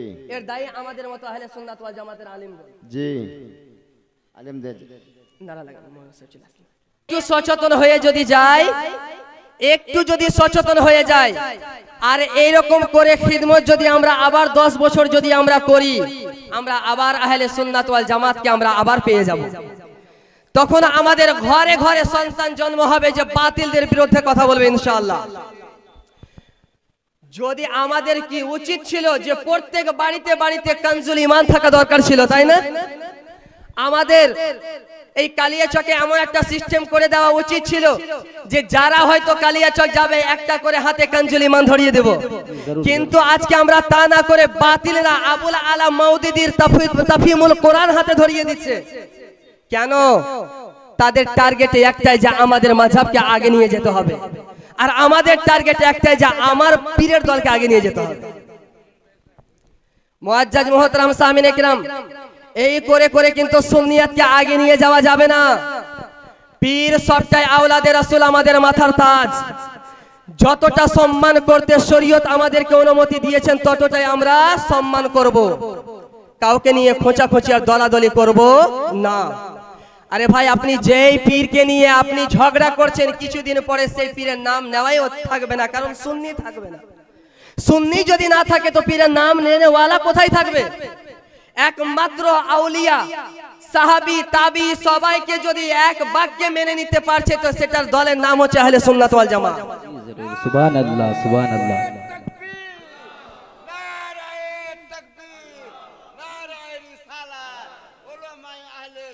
জিন্দাবাদ, জিন্দাবাদ। এখনো পর্যন্ত কালিয়াচকের মাটিতে কিতাব লিখছেন মুফতি গুলজার মিসবাহি, মুফতি আব্দুল আজিজ সাহেব। আমি দুইটা কিতাব লিখেছি, এখনো পর্যন্ত ছাপাতে পারিনি। আমার ভাই মুবাসসির সাহেব কিতাব লেখা হয়ে গেল প্রায় 6 মাসের মতো, কিন্তু ছাপাবে যে এই ছাপার সমর্থন হয় না, এই জন্য ছাপাতে পারা যায় না। কিন্তু যদি একটা ভাইকে যদি বলি যে আমরা কিতাব ছাপাবো, লিখেছি, সমর্থন নেই, ওই ভাই কিন্তু এই দিকে এই কাজ আর এগিয়ে আসবে না। কিন্তু নবীনগরে জালসা হয়েছিল, প্যান্ডেলে খরচা করেছে 2 লাখ। আমার গ্রামে জালসা করব, কিভাবে 5 লাখ খরচা করা যায় এই কম্পিটিশন আছে, তাই না? এইভাবে কিন্তু সুন্নিয়ত প্রচার হবে না।